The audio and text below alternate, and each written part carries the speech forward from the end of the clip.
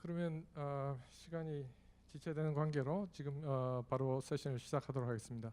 안녕하십니까. 복지노동 여성 세션의 진행을 맡은 한국노동연구원 연구위원 장인성입니다. 이번 세션은 한국노동연구원, 한국보건사회연구원, 한국여성정책연구원 그리고 육아정책연구소의 연구과제 총 4편의 발표가 진행됩니다. 주제 발표에 이어서 백유식 한국노동연구원 원장님의 진행으로 토론이 진행되겠습니다. 먼저 토론자 분들께서는 단상으로 나와주시기 부탁드립니다.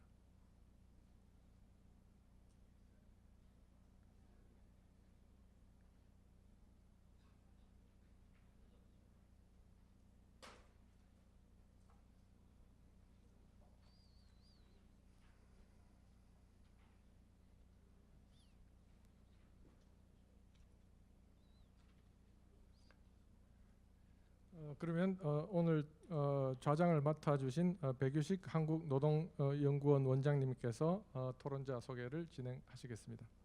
예, 안녕하세요. 오후 세션인데요. 조금 벌써 세션이 2개가 지나서 조금 좀 늘어질 수 있는 분위기인데 다시 한번 좀 신경을 바짝 고추 세우고 들어주시면 감사드리겠습니다. 오늘은 앞에서 말씀드렸던 것처럼 4개의 발표가 있고요. 5분의 토론이 있습니다. 먼저 발제자고 토론자를 간략하게 소개를 드리고 그리고 이어서 주제 발표 1, 2, 3, 4를 하는데 순서는 4분이 15분씩 발표해서 60분이 되겠고요. 그리고 5분이 5분씩 토론해서 25분이 되겠고요. 그리고 나서 4분이 3분 정도 답변을 하고 종합 토론을 한 10분 해가지고 이렇게 하면 지금 우리가 110분 정도가 되는데요. 이 시간을 대체로 빡빡하게 쓸 예정입니다. 그래서 발제자가 15분이 넘어가기 전에 3분 전에 제가 이걸 카드를 들 거고요. 토론자가 1분이 남았을 때 제가 그 카드 이걸 들 겁니다. 그래서 제가 굉장히 강력하게 이 시간을 지키도록 요구할 테니까 그거를 잘 염두해서 발제자 토론을 해주시면 고맙겠습니다. 지금 안 올라와 계신데요. 그쪽 지금 서 있는 자리에서 먼저 오늘 혁신형 중소기업과 청년 일자리 창출의 발제를 윤인규 박사가 방영준 박사 두 분이 맡았는데 윤인규 박사는 다른 일 때문에 못 오셨고 방영준 박사 일어나서 인사하세요. 한국노동연구원입니다. 두 번째 발제는 중장년 가족의 이중 부양 부담 구조 변화와 대응 방안 한국보사연의 김유경 박사님. 세 번째는 성평등 관점에서 본 저출산 대응 전략과 한국, 일본의 비교 연구 홍승아 박사님. 네 번째 주제 발표는 영유아 양육 및 보건의료 통합 지원 체계 구축에 대해서 강은진 박사님. 요 네 분의 발제에 대해서 약간 전공별로 이렇게 딱 특정하지 않습니다만은 대체로 본인 전공하고 다른 분야를 커버해도 좋습니다. 그래서 먼저 손인숙 건국대학교 산부인과 과장님. 그다음에 신경아 한국여성학회 회장님. 아직 안 오셨네요. 그리고 세 번째 우리 어수봉 한국기술교육대학교 산업경영학부 교수님. 이인재 한국노동경제학회 회장님. 전 한국노동연구원 원장이시기도 합니다. 그리고 정순들 이화여대학교 사회복지학부 교수님.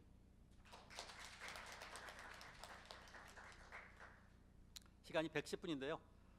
시간을 가능하면 맞춰서 정확하게 지키도록 제가 사회자로서 역할을 좀 할 테니까 하여튼 끝까지 잘 지켜주시면 고맙겠습니다.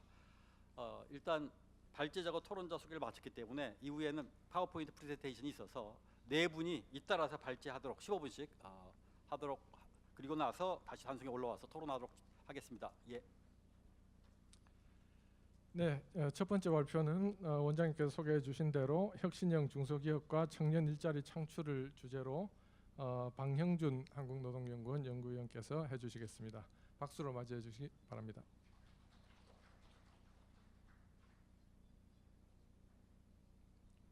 저기 가서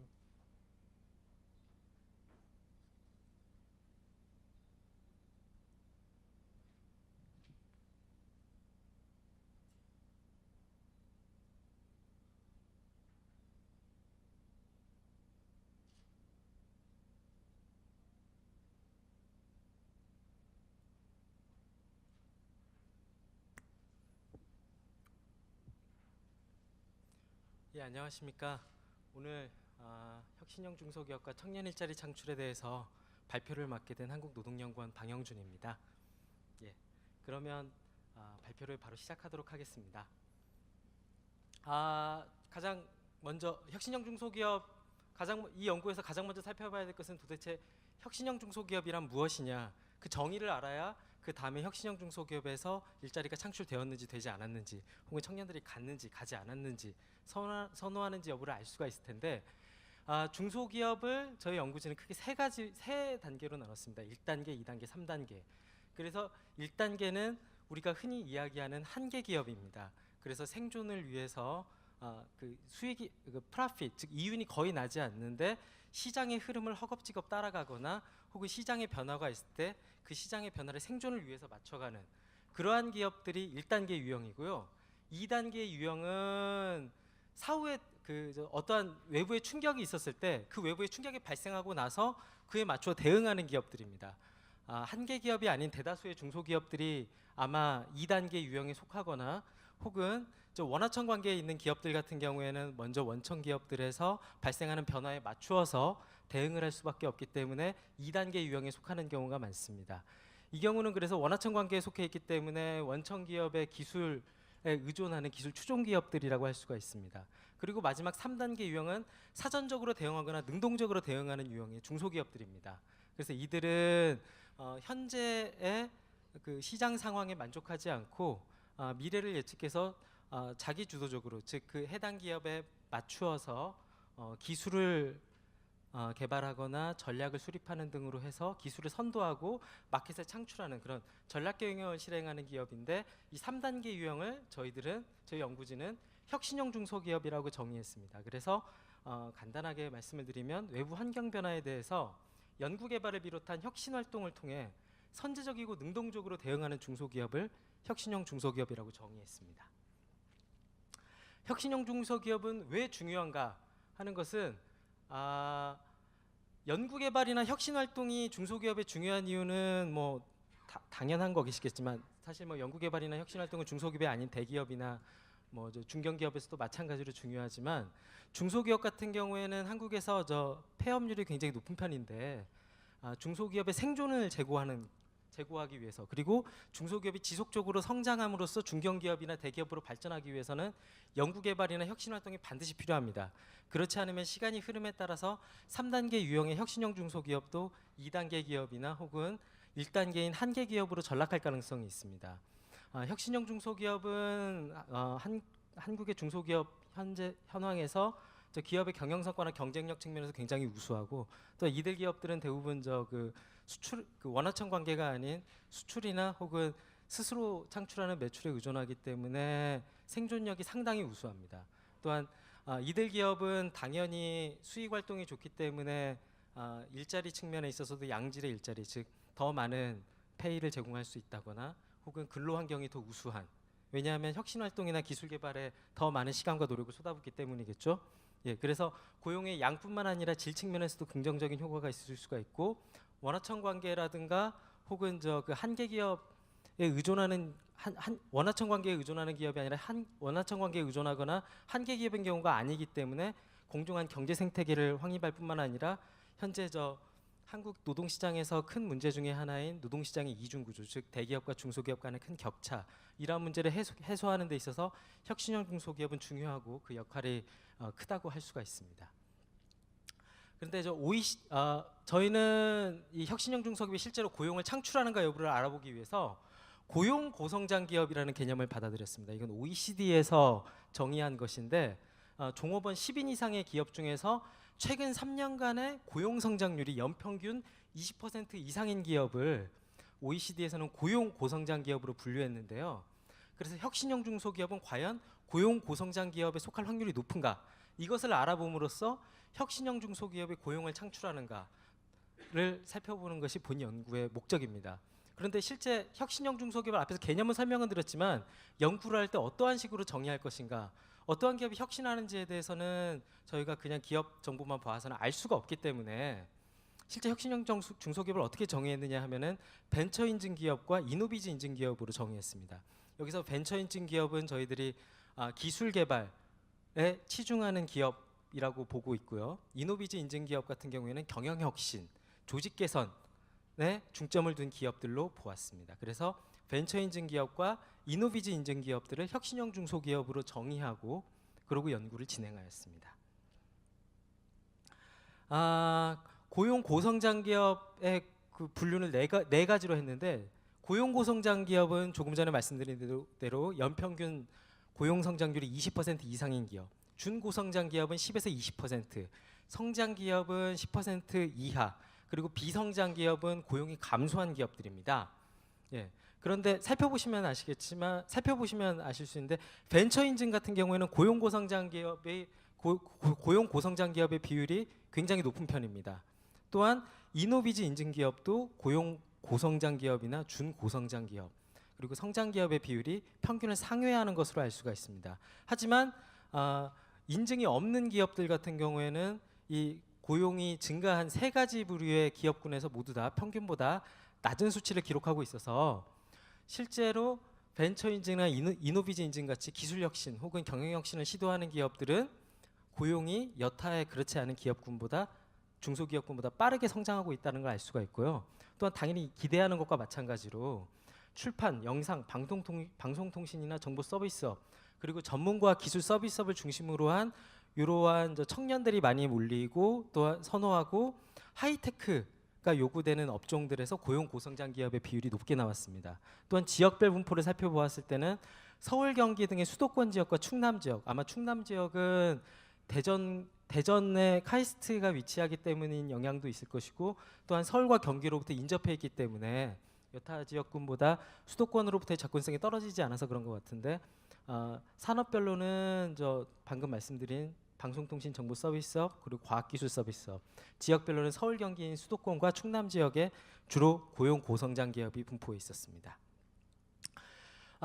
궁극적으로 이 연구에서 살펴보고 싶은 것은 고용 고성장 기업과 혁신형 중소기업에서 청년 고용이 실제로 많이 일어나고 있는가 하는 것인데, 고용 고성장 기업의 분류 형태별로 기업 특성과 청년 고용 비중을 살펴보면 평균적인 업력은 고용 고성장 기업이 가장 짧습니다. 그리고 성장 기업군이 가장 높은 편인데, 이것은 성장 기업군에 속하는 기업, 중소기업들은 이미 충분히 큰 사이즈로 성장을 해서 그 다음부터는 시장 상황이 성장하는 정도에 맞추어서 조금씩 크기를 키워가되, 다만 꾸준히 좋은 성과를 거두고 있기 때문에 고용이 감소하거나 기업 조직이 감소하지 않는 그러한 형태라는 걸 알 수가 있고요. 고용 고성장 기업은 신생 기업으로서 빠르게 성장하고 있는 기업들이 대체로 몰려 있는 걸 알 수가 있습니다. 그래서 보시면 아실 수 있는 특징은 성장 기업이 기업 규모가 총자산 측면에서 가장 크고요. 그 다음이 비성장 기업, 그 다음 중고성장 기업, 그리고 고용 고성장 기업이 기업 규모가 가장 작고 역시 매출도 가장 작지만 연구개발비의 비율 측면에서는 총자산 대비로든 매출 대비로든 고용 고성장 기업이 가장 높은 것을 확인할 수가 있습니다. 청년 고용 측면에 있어서는 역시 고용 고성장 기업에서 청년을 분류하는 세 가지, 15세에서 24세, 29세, 34세 어떠한 기준에서든 가장 높은 청년 고용 비율을 보여주고 있습니다. 따라서 이걸 통해서 알 수 있는 것은 고성장 기업일수록 기업의 사이즈는 작고 업력이 짧지만은 빠르게 성장하고 있으며 연구개발에 많은 투자를 하고 있고, 따라 그에 맞추어서 청년들이 이쪽에 일하기를 선호할 뿐만 아니라 이러한 기업들도 고숙련, 고학력의 청년들을 선호해서 청년 고용 비중이 높은 것을 확인할 수가 있습니다. 반면에 고용이 감소하는 비성장 기업군에서는 청년 고용의 비중이 여타 세 부류에 비해서 확연히 낮은 것을 확인할 수가 있습니다.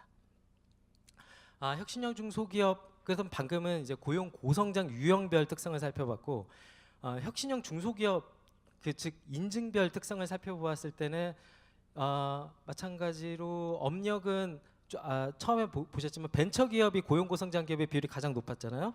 그래서 벤처기업이 업력이 가장 짧고, 따라서 신생업체들이 주로 벤처 인증을 받으면서 빠르게 성장하는 기업들이라는 걸 알 수가 있고요. 그리고 이노비즈 인증 기업들은 주로 그 업력이 긴, 즉 생긴 지 오래되고 안정적으로 시장에서 맞춤형으로 경영을 하고 있는 기업들이라는 걸 알 수가 있습니다.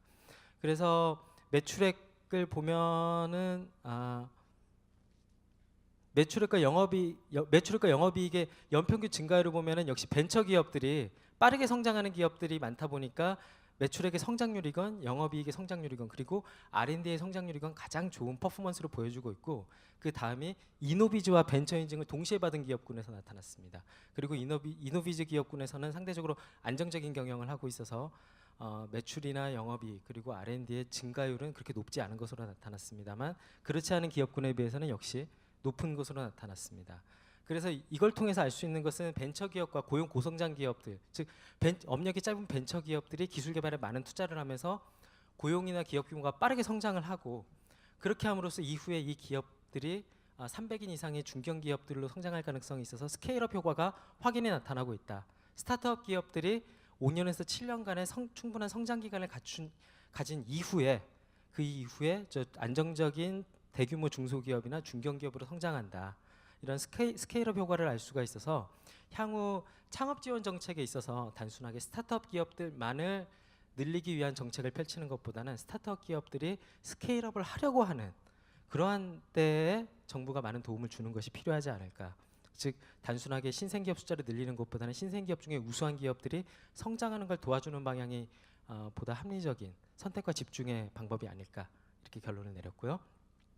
혁신형 중소기업의 유형별 고용 증감을 살펴보면은 역시 마찬가지로 벤처 인증 기업에서 가장 높은 고용 성장률이 나타났고 이노비즈와 벤처가 그 다음이었습니다. 그래서 고용 증가율은 300인 이상이 가장 높았지만 이것은 스케일업 효과가 반영이 된 것이고요. 중소기업군만을 봤을 때는 벤처 기업이 가장 높았고 그 다음에 이노비즈와 벤처 인증 기업. 그래서 주로 벤처 인증을 받는 기업, 중소기업들은 신생 기업이면서도 빠르게 성장하고 기술 개발에 많이 투자하는 업체라는 걸 다시 한번 확인할 수가 있었습니다. 또한 이노비즈와 이노비즈를 받았건 벤처를 받았건 혹은 둘 다를 받았건 이 어느 하나의 인증이라도 연관된 기업들이 2011년에서 2017년 저희 연구 대상 기간 동안에 전체 중소기업 고용 성장의 70에서 80%를 담당해서 혁신형 중소기업이 실제로 중소기업 그 고용이 빠르게 성장하고 또한 양질의 일자리를 창출하고 있음을 알 수 있을 뿐만 아니라 이러한 혁신형 중소기업의 맞춤형으로 지원을 펼치는 것이 현재 그 노동시장의 이중 구조라든가 일자리 문제를 해결하는 데 도움을 줄 수 있음을 간접적으로 확인했습니다. 이 연구의 핵심인 청년 고용에 포커스를 맞추어서 보면 청년 고용의 증감률을 2011년과 14년과 17년으로 나눠봤을 때 역시 마찬가지로 300인 이상의 스케일업 효과 때문에 가장 높은 것으로 나타났지만 그 다음에 벤처 그리고 이노비즈와 벤처 인증을 모두 받은 기업들에서 그 다음으로 높게 나타났는데 여기서 앞에서 살펴본 것과 마찬가지로 역시 청년 고용을 견인한 것은 혁신형 중소기업 즉 벤처 인증과 이노비즈 인증을 받은 기업들과 그리고 대기업 혹은 스케일업된 기업들입니다. 그래서 선택과 집중을 할 이런 스케일업을 하는 기업들의 맞춤형 선택과 집중을 할 필요성이 있음을 확인할 수 있었습니다. 본 연구에서는 이러한 양적 분석과 아울러서 사례 조사를 5개 기업에 대해서 실시했는데 특이할 만한 것은 청년 고용 맨 마지막 줄에 청년 고용을 보면 A, B, C, D 기업은 역시 대다수의 중소기업과 비슷하게 구인난을 겪고 있었습니다. 물론 그 바로 윗줄에 있는 평균 임금을 보면 중소기업 전체의 평균 임금보다는 전체 5개 기업이 모두 높은 임금을 제시하고 있는 것을 알 수 있는데 근데 마지막 이 기업에서는 우리는 구인난을 전혀 겪고 있지 않다라고 해서 그 이유를 자세히 살펴보았는데 근로조건이나 평균임금 근로시간은 모두 다 양호한데 이게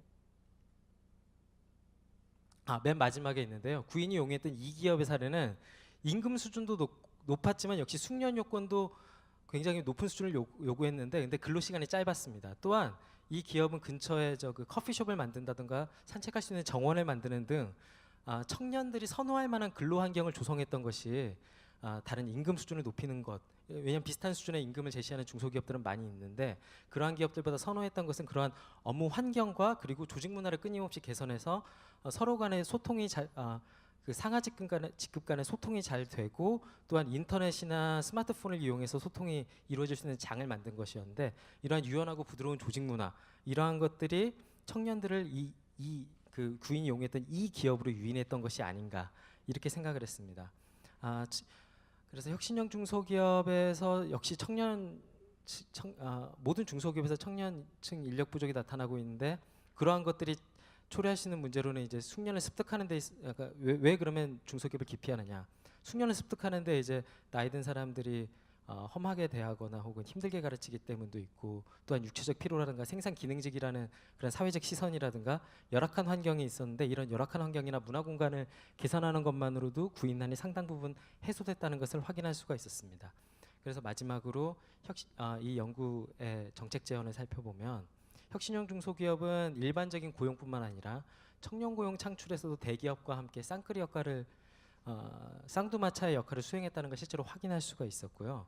또한 혁신형 중소기업은 아무래도 청년들이 선호할 만한 기술 하이테크를 높은 수준의 기술과 학력 수준을 요구하는 일자리이기 때문에 청년들이 선호할 만한 일자리가 많아서 상당한 청년층 유인 잠재력을 가진 것으로 알 수가 있고 또한 3년에서 8년 사이인 벤처기업이 스타트업에서 스케일업해서 대규모 중소기업이나 중견기업으로 진화하는 것이 확인이 되어서 이런 혁신형 중소기업에 대해서 선택과 집중, 그냥 일반적인 스타트업 전반이라든가 혹은 중소기업 전반이 아니라 이런 혁신형 중소기업에 대해서 선택과 집중의 지원 전략을 펼치는 것이 이후 노동시장 문제를 해결하는데 특히나 청년층 노동시장 문제를 해결하는데 일정 부분 도움을 줄 수 있을 것이다라고 결론을 내렸습니다. 감사합니다.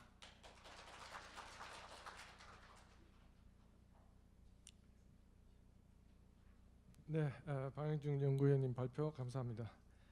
이어서 두 번째 발표는 중장년층 가족의 이중 부양 부담 구조 변화와 대응 방안이라는 주제로 김유경 한국보건사회연구원 연구위원의 발표가 있겠습니다.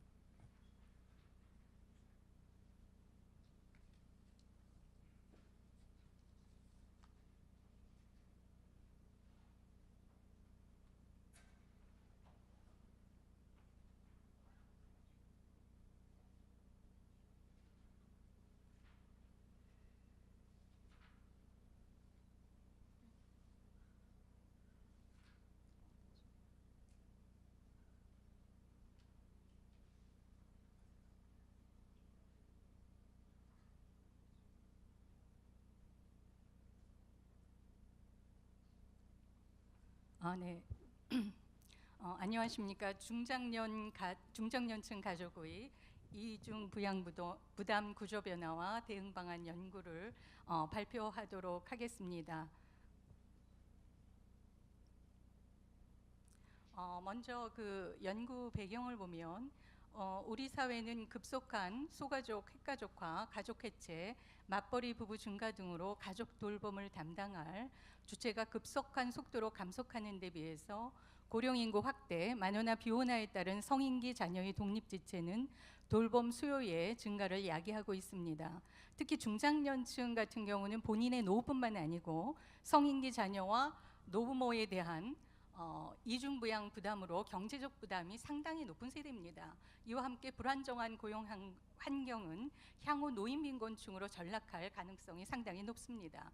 특히 이제 그 사회 안전망이 부재한 상황에서 중장년층의 지속적인 이중부양 부담 구조는 이러한 그 중장년층의 빈곤과 회체를 야기해서 결과적으로 많은 사회적 비용 부담을 초래할 가능성이 높기 때문에 중장년 가족의 균형 있는 가족 부양 체계 마련을 위한 연구 필요성이 제기된다고 보겠습니다. 따라서 그 본 연구 목적은 중장년층 가족의 이중 부양 부담 증가에 대비해서 중장년층의 사회 경제적 특성을 진단하고 이중 부양 부담 구조의 변화를 분석 전망해서 균형 있는 가족 부양 체계를 구축하기 위한 정책 기반을 마련하는 데 있습니다. 본 연구를 위해서 크게 5가지 연구 수행 체계를 진행을 했습니다. 우선 이제 문헌 연구입니다. 제가 좀 잘 안 보여서 이게 좀 잘 안 보이는데. 문헌 연구로서 중장년층 가족의 그 이중 부양을 이론적으로 그 정립하고 체계하는 부분이고요.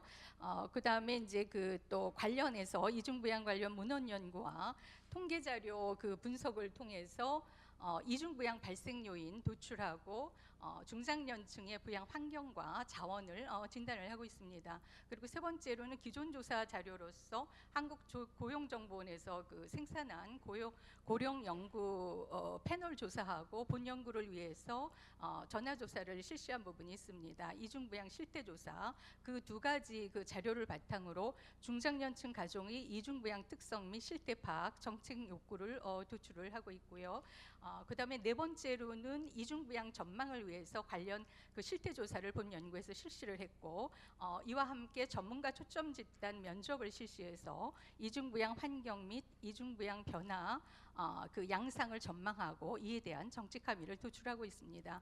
마지막으로 한 그 해외 8개국을 중심으로 이중부양 관련 제도 및 정책 분석을 통해서 우리나라의 적용 가능성 및 적합성을 검토하고 있습니다. 그 연구 주요 결과를 보도록 하겠습니다. 먼저 그 중장년층 그 가족의 이제 그 중장년층 및 가족의 이제 개념과 범위를 이제 저희 연구에서는 일단은 그 중장년층 같은 경우는 이중부양 주체가 인구적으로는 중년층 이후부터 노년기 사이에 그 특정된 점을 고려를 하고 그럼에도 이제 장년과 중년을 별도로 구분하지 않고 통합적 측면에서 만 45세에서 64세 범위로 저희가 이제 규정을 하고 있고요.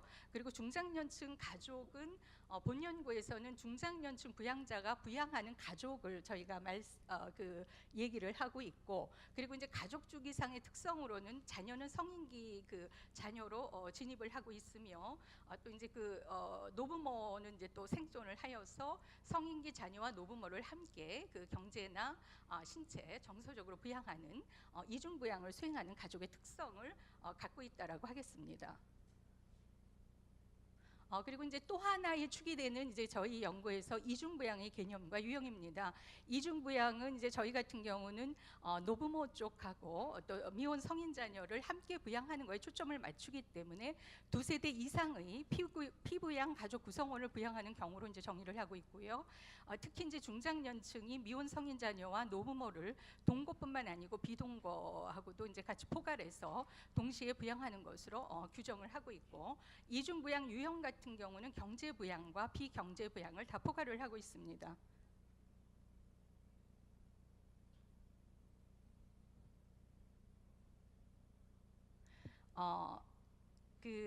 세 번째로 우리 이제 연구에서 주요 연구 결과 부분인 중장년층 가족의 이중부양 구조 변화에 대해서 말씀을 드리도록 하겠습니다.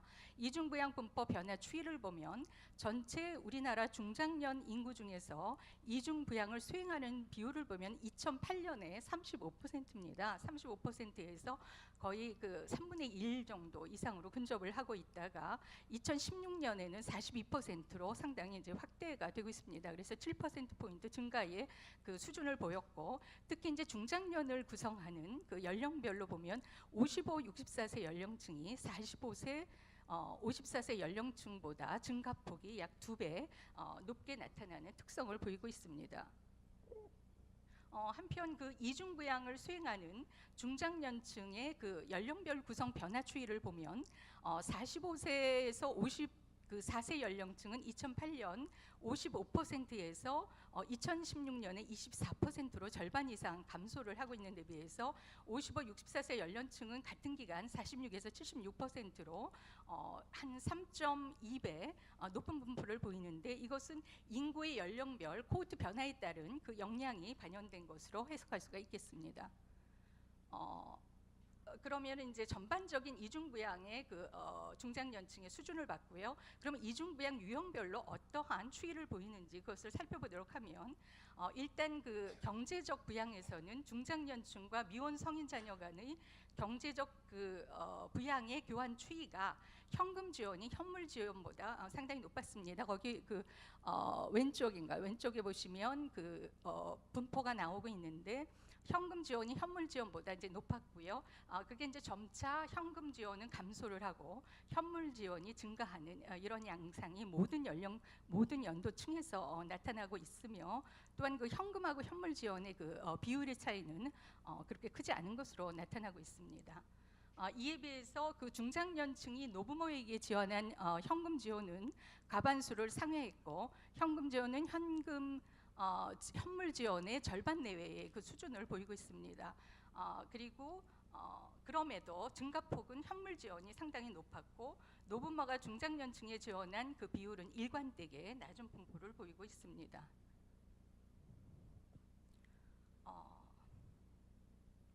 현금 수준을 보면 그 2008년 중장년층이 지원한 평균 금액이 한 그 평균 금액하고 지원한 금액과 지원받은 금액 간에는 한 2.5배 정도 지원한 금액이 높았는데 이것이 이제 그 연도가 이제 지남에 따라서 2016년엔 그 차이가 벌어져서 3.5배의 차이를 벌어지고 있고 2018년에는 한 6.6배까지 이제 차이를 보여서 그 현금 수준으로는 한 100만 원 정도의 차이까지를 보이고 있습니다.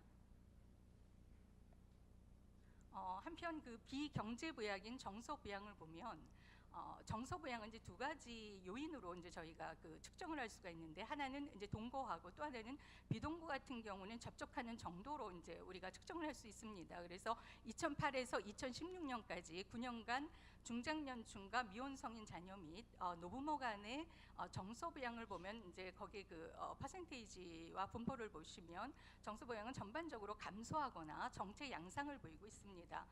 그리고 이제 그 오른쪽에 그 동거 형태를 보면 미혼 성인 자녀가 노부모보다 높았지만 만나거나 연락하는 접촉 정도는 노부모에서 오히려 미혼 자녀보다 높은 경향을 보이고 있습니다. 신체적 부양은 노부모를 수발한 평균 기간과 시간 중심으로 살펴봤는데요. 2008년에 수발한 기간은 35주, 시간은 22시간에서 2016년에는 43주 16시간으로 나타났습니다. 그래서 대체로 평균 수발 기간은 증가하는 경향을 보이고 있지만 주당 그 수발 시간은 감소하는 경향을 보이고 있어서 노인성 만성 질환의 확대와 또 제도라든지 여러 가지 전문 인력 활용에 따른 그 가족의 이제 그 수발 시간이 줄어드는 그러한 영향이 잘 결과에서 반영이 되고 있습니다. 그러면 이러한 이중부양이 이러한 그 중장년층 이중부양 부담이 가구에 미치는 영향을 그 월평균 부양 비용이 가계소득에서 차지하는 비율을 통해서 살펴보면 2008년에는 31%로 3분의 1에 그 근접을 하고 있다가 지속적으로 감소하면서 2016년에는 26%의 분포를 보이고 있습니다. 그럼에도 26%라는 것은 가계소득의 4분의 1을 차지해서 중장년층의 이중부양 부담이 가계소득에 상당한 그 부담을 미치고 있음을 여실히 보여주고 있습니다.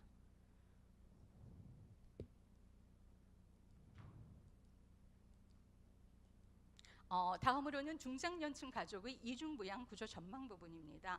여기서 먼저 이중부양 의식의 변화 전망을 보면 이중부양의 바람직한 부양 주체에 대한 그 견해 측면에서 가족과 사회가 동일하게 책임져야 한다. 즉 공사 간 부양 분담 역할에 대한 균형적인 분양관을 가진 경우가 41%로 가장 많았습니다. 그리고 이중부양의 바람직한 대상 및 범위 견해에 대해서는 성인 자녀보다 노부모를 좀 더 중점적으로 부양해야 한다가 그 절반을 상회하고 있습니다.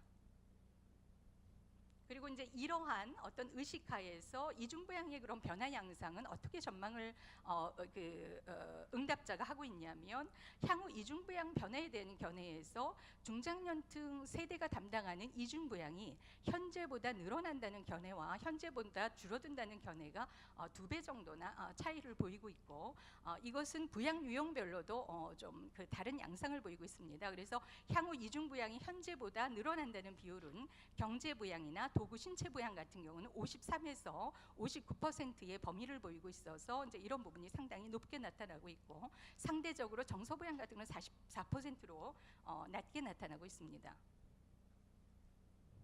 그러면 이제 이중 부양 주체 간 부양 분담에 대한 이제 변화 전망을 보도록 하겠습니다. 향후 이중 부양 그럼 주체별로 부양 분담 변화가 어떠한 차이를 보고 있는지를 그 견해를 살펴보도록 하면 사회가 가족보다 좀 더 책임지게 될 것이다라는 부분이 44%로 높았습니다. 그래서 이러한 견해는 사회가 가족보다 이중 부양을 향후 더 담당하거나 동등하게 분담하는 방식이 좀 예측되는 그런 결과라고 보겠습니다. 네, 이러한 그 연구 결과를 바탕으로 본 그 연구에서는 정책 방향이 일단은 중장년층 세대의 경제적 자원이 지속적으로 유지 담보되는 방향으로 정책이 이루어져야 된다는 부분이고요. 그리고 합리적인 부양문화 정착을 위해서 부양주체의 다원화가 필요하다는 방향으로 저희가 설정을 했습니다. 그리고 이제 이중부양 욕구에 대응한 지속가능한 부양 형태는 공사 간의 분담이 이루어지되 노부모 부양 같은 경우는 사회화 부분이 이제 강조돼야 될 것이고, 그리고 이제 그 성인 자녀 부양 같은 경우는 가족 책임하에 있지만 공공이 성인 자녀의 경제적 독립을 지원하는 방향으로 분담하는 것이 필요하지 않는가로 방향을 설정을 했고요. 개별적인 그 상세한 이제 그 해소 이중부양 부담 해소 방안은 크게 중장년층 대상 그리고 성인 자녀 노부모 대상으로 살펴봤습니다. 그래서 중장년층 대상의 이중부양 부담 해소 방안을 볼 때 우선 이제 경제적 지원으로는 중장년층의 노동시장 참여지원제도 활성화 부분입니다. 그래서 이를 위해서 정년제도 개혁을 통해 은퇴 연령 이제 상향 부분을 저희가 모색을 해봤고요. 이럴 때 기업과 사회의 경제적 부담 감소를 위해서 인피제를 비롯한 임금제도 개선이 검토될 것이라는 부분을 저희가 제시를 하고 있습니다. 그리고 또 하나는 그 중장년층의 경제력 위축과 빈곤화를 위한 사회적 비용 부담 감소를 위해서 중장기적으로는 국민연금 제도상의 부양기관의 크레디트 인정 방안 부분에 대한 그 모색이 필요하지 않을까 부분을 제시를 하고 있습니다. 그리고 비경제적 부분으로는 지금 이제 이중부양을 수행하는 중장년층 가족이 이중부양에 대한 사회적 가치를 인정함으로써 이에 대한 이중부양 보상체계 마련과 함께 지역사회 내에 통합적 가족 돌봄 지원 시스템 구축을 통한 이중부양자 통합 서비스 제공 부분이 좀 고민되고 마련돼야 될 것이다라는 부분이 본 보고서에 담겨져 있습니다. 그리고 성인 자녀 대상 이중부양 부담 해소 방안 같은 경우는 경제적 지원으로는 성인기 자녀의 의존도를 축소하고 독립성 제고를 위해서 소득이나 고용 자산 주거가 개별적인 정책이 이루어지는 것이 아니고 이 부분이 통합적으로 마련돼야 될 것이다. 이 부분이 제시되어 있고요. 그리고 비경제적 지원으로는 세대 간의 상호부양과 사적 이전에 대한 기대 변화를 통한 세대 간 자립적 관계 모색 부분이 제시되고 있습니다. 그래서 이를 위해서는 사회적 차원에서 인식 개선과 함께 사회적 가치로 공유하는 제도적인 어떤 노력이 뒷받침되어야 될 것입니다. 그리고 이제 마지막으로 노부모 대상 이중부양 부담 해소 방안입니다. 그래서 경제적 지원으로는 노부모 대상의 노후 안정망 마련입니다. 그래서 이런 부분은 이제 그 노후 안정망 설계를 지원하는 연금제도를 비롯해서 일자리 연계 서비스, 노후 준비 상담 서비스 이런 확대를 통해서 개별 가구의 차등을 좀 균형적으로 보완할 수 있는 제도적 장치 마련의 접근이 필요하다는 부분을 좀 고민해봤고요. 비경제적 지원은 이거는 이제 모든 부양에도 이제 부양 유형별로 다 공통적으로 해당되는 부분인데 크게 공사 간의 이제 분담 구조를 어떻게 구축하는가의 부분입니다. 아까 전망 부분에서도 이제 견해에서 나타났듯이 경제적 이중부양과 신체적 도구적 이중부양 수행 같은 경우는 공적 부양 체계를 가지고 가야 될 것이고 그 부분이 이제 접근돼야 될 것입니다. 그래서 이제 그 부분에 관해서 제시를 하고 있고, 그리고 이제 정세적 이중부양 같은 경우는 아무래도 이제 가족을 비롯한 그 사적인 주체가 이제 주체 중심으로 수행돼야 되는데 이를 위해서 가족 상담이라든지 상담 기관을 통한 전문적인 정서 심리 서비스 지원이라든지 그런 부분이 좀 강화되어야 된다. 이런 부분을 저희가 제시를 하고 있습니다. 제가 발표 준비한 것은 여기까지입니다. 감사합니다.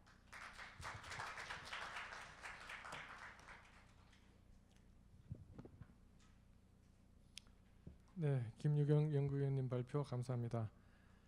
다음은 홍승아 한국여성정책연구원 선임연구원께서 성평등 관점에서 본 저출산 대응 전략 한국과 일본의 비교 연구를 주제로 발표해 주시겠습니다.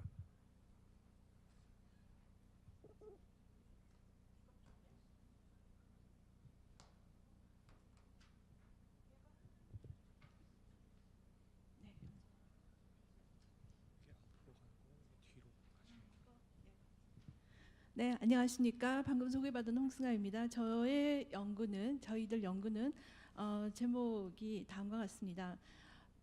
제목에서 보듯이 성평등 관점에서 한일 비교 연구를 하면서 저출산 대응 전략을 모색해보고자 하는 것이 본 연구입니다. 네, 발표 순서는 다음과 같이 구성했습니다. 우선 연구 배경을 설명드리겠습니다. 본 연구의 출발점과 관점이 기존 연구와의 차별화가 되는 시작의 출발점이라고 생각합니다. 예를 들어서 이제 기존의 선행 연구는 결혼 결정 혹은 출산 결정의 영향 요인에 대한 다양한 실증 분석을 아주 다방면에서 진행을 해왔습니다. 그 많은 연구들의 주요 결론은 만혼과 만산의 문제가 출산에 부정적인 영향을 미친다.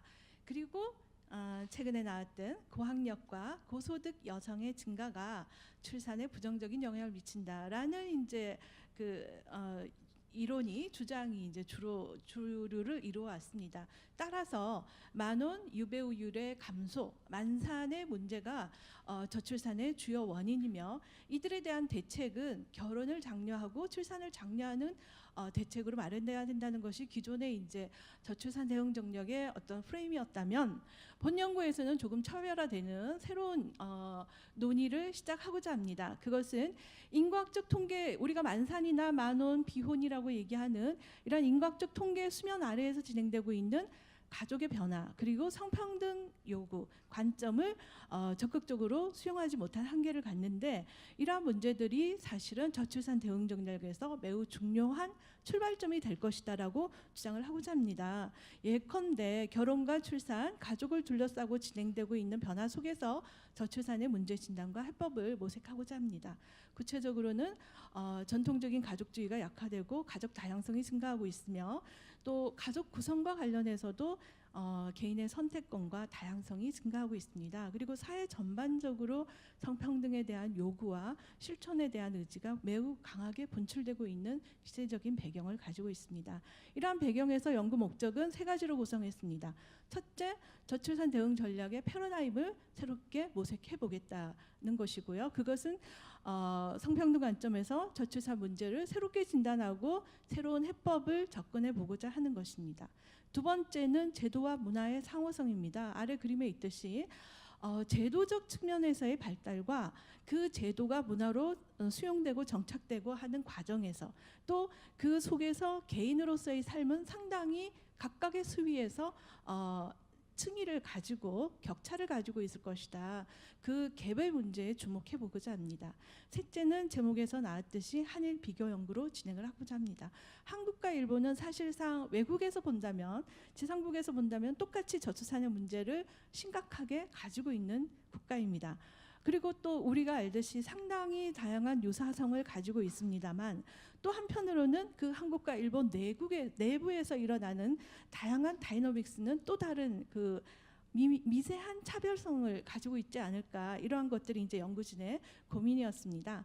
본 연구의 구성은 다음과 같습니다. 그래서 주로 이제 저 다이아몬드에 있는 4가지가 본 연구의 주요 컨텐츠가 되겠습니다. 우선 제도 비교 연구를 해서요, 두 국가의 정책적인 제도 특성을 살펴보겠습니다. 두 번째는 설문조사와 FGI를 진행해서 그 사회에 속해 있는 개인으로서의 삶이 어떻게 되고 있는지, 특히나 가족, 일, 삶에 대한 가치관 조사를 주로 했습니다. 그리고 통계 분석을 했습니다. 여성가족 패널 조사와 개요가족 패널 조사를 가지고 통계 분석을 시도를 해봤습니다. 비교 연구이기 때문에 대상과 범주에 대해서 잠깐 개요를 말씀드리겠습니다. 제도 비교는 양국의 저출산 대응 정책인데요. 시간적 범위는 우리나라에서 저출산 정책이 명시적으로 시작된 2005년부터 잡아서 2017년까지 3차가 시작된 지점까지 잡았습니다. 대상 정책은 한국을 기준으로 해서 1, 2, 3차 기본계획이고요. 일본은 이 시기에 포함되는 다양한 정책들을 포괄했습니다. 설문조사는 한국과 일본, 동경과 서울에 거주하는 2040 세대 남녀 2,000명을 대상으로 대인조사를 진행했습니다. FGI는 역시나 서울과 동경 거주한 30대 남녀 28명을 했고요. 2차 통계 분석은 말씀드린 바와 같이 여성정책연구원의 여가 패널과 일본 가계 패널 조사를 활용을 했습니다. 네, 그리고 이제 우선 비교 대상의 일괄적인 어떤 개요를 살펴본다면 죄송합니다. 제가 조금 업데이트를 안 했는데 2016년 기준 학계 출산율이 1.17, 1.42명이고요. 2014년 기준 초혼 연령이 일본보다 한국이 조금 더 높고요. 초산 연령 높고 여성 경활률이나 고용률은 일본이 높습니다. 그러나 비정규직 비율도 일본이 높습니다. 이 부분은 나중에 이제 일본의 특성을 할 때 한 번 더 짚어볼 생각입니다. 성별 임금 격차도 뭐 유사하게 매우 심각하지만 우리가 1등으로 좀 더 심각합니다. 연간 근로시간 저렇게 나와 있습니다. 네, 이런 이제 상황에서 우선 제도 비교 연구를 진행해 보도록 하겠습니다. 물론 앞에 연구 제목에서 말씀드린 것 같이 성평등 관점에서의 정책 평가를 진행해 보고자 합니다. 한국은 말씀드린 바와 같이 1, 2, 3차 기본 계획을 쭉 리뷰를 해봤습니다. 그리고 일본은 2005년에 엔젤 플랜부터 시작해서 2016년에 일용촉 한약 플랜까지를 모두 포괄해서 각각의 이제 제도들을 쭉 이제 리뷰를 했습니다. 그 리뷰 결과만 말씀을 드리겠습니다. 우선 첫 번째는 이제 본 연구의 가장 중요한 출발점이 되고 있는 저출산 문제를 어떻게 진단할 것이냐, 그리고 그 진단에 따른 접근 방식은 어떻게 새롭게 모색될 수 있을 것인가의 문제입니다. 위에 있는 거는 이제 한일의 공통적으로 발견되는 특성이고요. 아랫부분은 그 안에서의 차별성을 조금 나열을 해봤습니다. 한국과 일본이 저출산 문제를 접근하는 접근 태도는 매우 유사했습니다. 가장 중요한 것은 출산율 회복을 중요한 정책 목표로 설정해서 주로 이제 지금까지 기존의 프레임은 출산 장려, 결혼 장려의 접근법을 취해왔다는 것입니다. 그 가운데서도 한국은 특히 2차 기본 계획까지는 매우 기혼 여성의 추가 출산의 문제에 집중했었고, 그렇기 때문에 많은 정책들이 다자녀 가족을 지원할 수 있는 방식, 즉 셋째 자녀를 우대하는 정책들이 상당히 많이 나와 있었습니다. 그리고 이제 굉장히 심각한 저희들의 하나의 이제 문제는 투입 산출 공식에 기반했다는 것이죠. 어떤 요소를 투입을 하면 어떤 결과가 나올까를. 그러니까 저출산의 문제라는 것은 사실은 개인의 선택이지만 그 효과는 중장기적으로 발견되는 것인데, 마치 어떤 A라는 요소를 투입하면 B라는 저출산율이 증가할까라는 굉장히 근시안적인 어떤 공식을 굉장히 많이 사용을 해왔지 않나. 그리고 이제 저희들이 많이 강조하는 것은 성평등 관점이 거의 없었다. 여성 책임론, 여성을 대상화했다. 뭐 예를 들어서 3차 기본계획 같은 경우에는 성과 지표로 임신 유지율이 있습니다. 이런 것들은 상당히 이제 그 가임에 대한 그 출산의 문제를 굉장히 생물학적으로 접근했다는 문제가 있고요. 여기 아래에 있는 표 같은 경우에도 이런 표가 있었죠. 25세 미만의 결혼을 하면 여성이 평균 자녀 수가 몇 명이 된다. 그래서 여성의 연령에 따라서 어떤 자녀 수가 나오기 때문에 만산의 이 경향성을 늦추는 방식으로 가야 된다라는 게 해법으로 나왔던 것 같습니다. 반면에 이제 일본 같은 경우에도 우리와 뭐 상당히 유사하면서도 또 나름대로의 한계를 가지고 있습니다. 90년대 중반부터 정부의 중점 과제로 이제 저출산 정책이 들어와 있습니다만, 그들 역시 기혼 여성의 자녀 양육 문제로 접근을 했습니다. 주로 소자화 대책이라는 이제 단어를 쓰면서 뭐 신소자화 대책 뭐 이렇게 나오는 거죠. 그 한결같은 축은 결혼, 임신, 출산을 지원을 하는 것이죠. 그 결혼, 임신, 출산은 기존의 가족 구성 테두리 안에서 진행되는 것을 전제로 하고 있습니다. 네, 뭐 최근에 나왔던 1억 총활약 플랜에서도 출산율 1.8을 목표로 한다라는 등 상당히 유사한 이 접근법을 가지고 왔습니다. 두 번째는 이제 가장 중요한 이 연구의 차별성이라고 볼 수 있는데요. 가족 변화를 어떻게 인식하고 대응할 것인가의 문제입니다. 이제 뭐 공통적으로 양국이 우리나라도 마찬가지고 1, 2, 3차까지는 가족 변화를 적극적으로 반영하지 못했습니다. 많은 정책들이 나왔지만 그 정책은 일단 결혼한 가족을 전제로 하고 굉장히 정상가족 이데올로기에 기반해서 정형적 가족 모델을 강조를 했던 측면이 있습니다. 일본 역시 마찬가지고요. 그 속에서 한국은 결혼 장려 프레임을 굉장히 강하게 가지고 있었고 여러 가지 정책들도 이렇게 나왔어요. 가족 단위로 여가 문화를 어떻게 즐길 수 있을 것이냐, 혹은 한부모나 국제 결혼 가족 등 취약 가족은 어떻게 지원할 것인가, 이런 이제 프레임으로 접근이 돼 왔다는 거지요. 특히나 이제 미혼모나 한부모가 가족 해체 현상으로 인식이 되었고요, 이해가 되었고, 일본의 경우에도 마찬가지입니다. 그래서 뭐 정형적인 가족관을 가지고 있는 것은 어떻게 보면 제가 만났던 FGI에서 만났던 여러분들을 보면 우리보다도 더 강한 그 사회적인 그 담론을 가지고 있지 않을까 생각할 정도로 굉장히 강한 가족관을 가지고 있었고요. 또 개인의 다양한 삶이 제도권에서 제대로 수용되지 못하는 그런 문제가 있어서 당연히 미혼모나 비혼 출산 이슈는 사회적으로 배제되고 있었고, 오히려 최근에 1억 총활약상 플랜에서는 3세대 동거 추진 정책이 나옵니다. 이것은 가족 돌봄 문제가 오히려 가족 내 문제로 회귀되는 굉장히 좀 자가당착적인 문제를 발견할 수 있었습니다. 그래서 가장 중요한 것은 전반적인 변화의 근저에 있는 가족 변화를 어떻게 이해를 하고 대응을 할 것인가의 문제일 것 같고요. 이것을 이제 저희들의 이제 이론으로 본다면 왜 남녀 모두가 결혼 트랙에 들어가는 것을 꺼릴까라는 문제 의식을 새롭게 가져야 되지 않을까 생각합니다.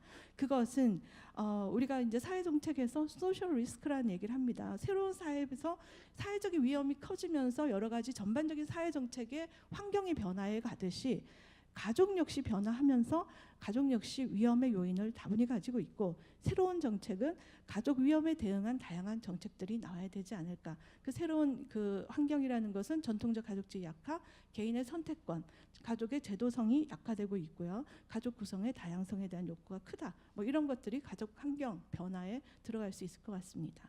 네, 세 번째는 여성의 경제 활동에 대한 것인데요. 한국의 경우에는 1, 2, 3차를 관통해서 가장 큰 문제가 노동시장을 통한 저출산 대응 정책이 제대로 정립되지 못했다는 문제가 있습니다. 일본도 이제 일본 내부 학자들에 의해서 비판받는 문제가 여성의 경제활동 주체로서의 인식에 대한 것이 매우 미흡했고, 여성은 단지 잠재 인력이나 성장 전략의 일환으로 여성 경제활동을 접근했던 한계를 갖는다라는 공통점을 가지고 있는 것 같습니다. 한국에서는 1, 2, 3차가 모두 여성 경활이 저출산 정책에서 어디에 들어가 있냐면은 저 뒷부분에 고령자나 외국 인력이 있는 성장 동력 분야의 인력 활용 차원으로 접근이 되고 있습니다. 그러니까 앞서 말씀드렸듯이 노동시장을 통한 저출산 대응 정책이라는 것은 매우 부족했다. 네, 그리고 주로 이제 경단 재취업 프레임으로 들어왔었다는 거고요. 일본에서는 가장 큰 문제가 네 번째 동그라미입니다. 배우자 특별공제, 사회보험제도 면제, 이런 것들이 여성이 103만 엔, 130만 엔 이하를 벌 때 여러 가지 세제 혜택을 주던 그 피부양자 지원 시스템을 갖춤으로써 여성들의 경활에 대한 지원이 매우 부족했다라고 볼 수 있겠습니다.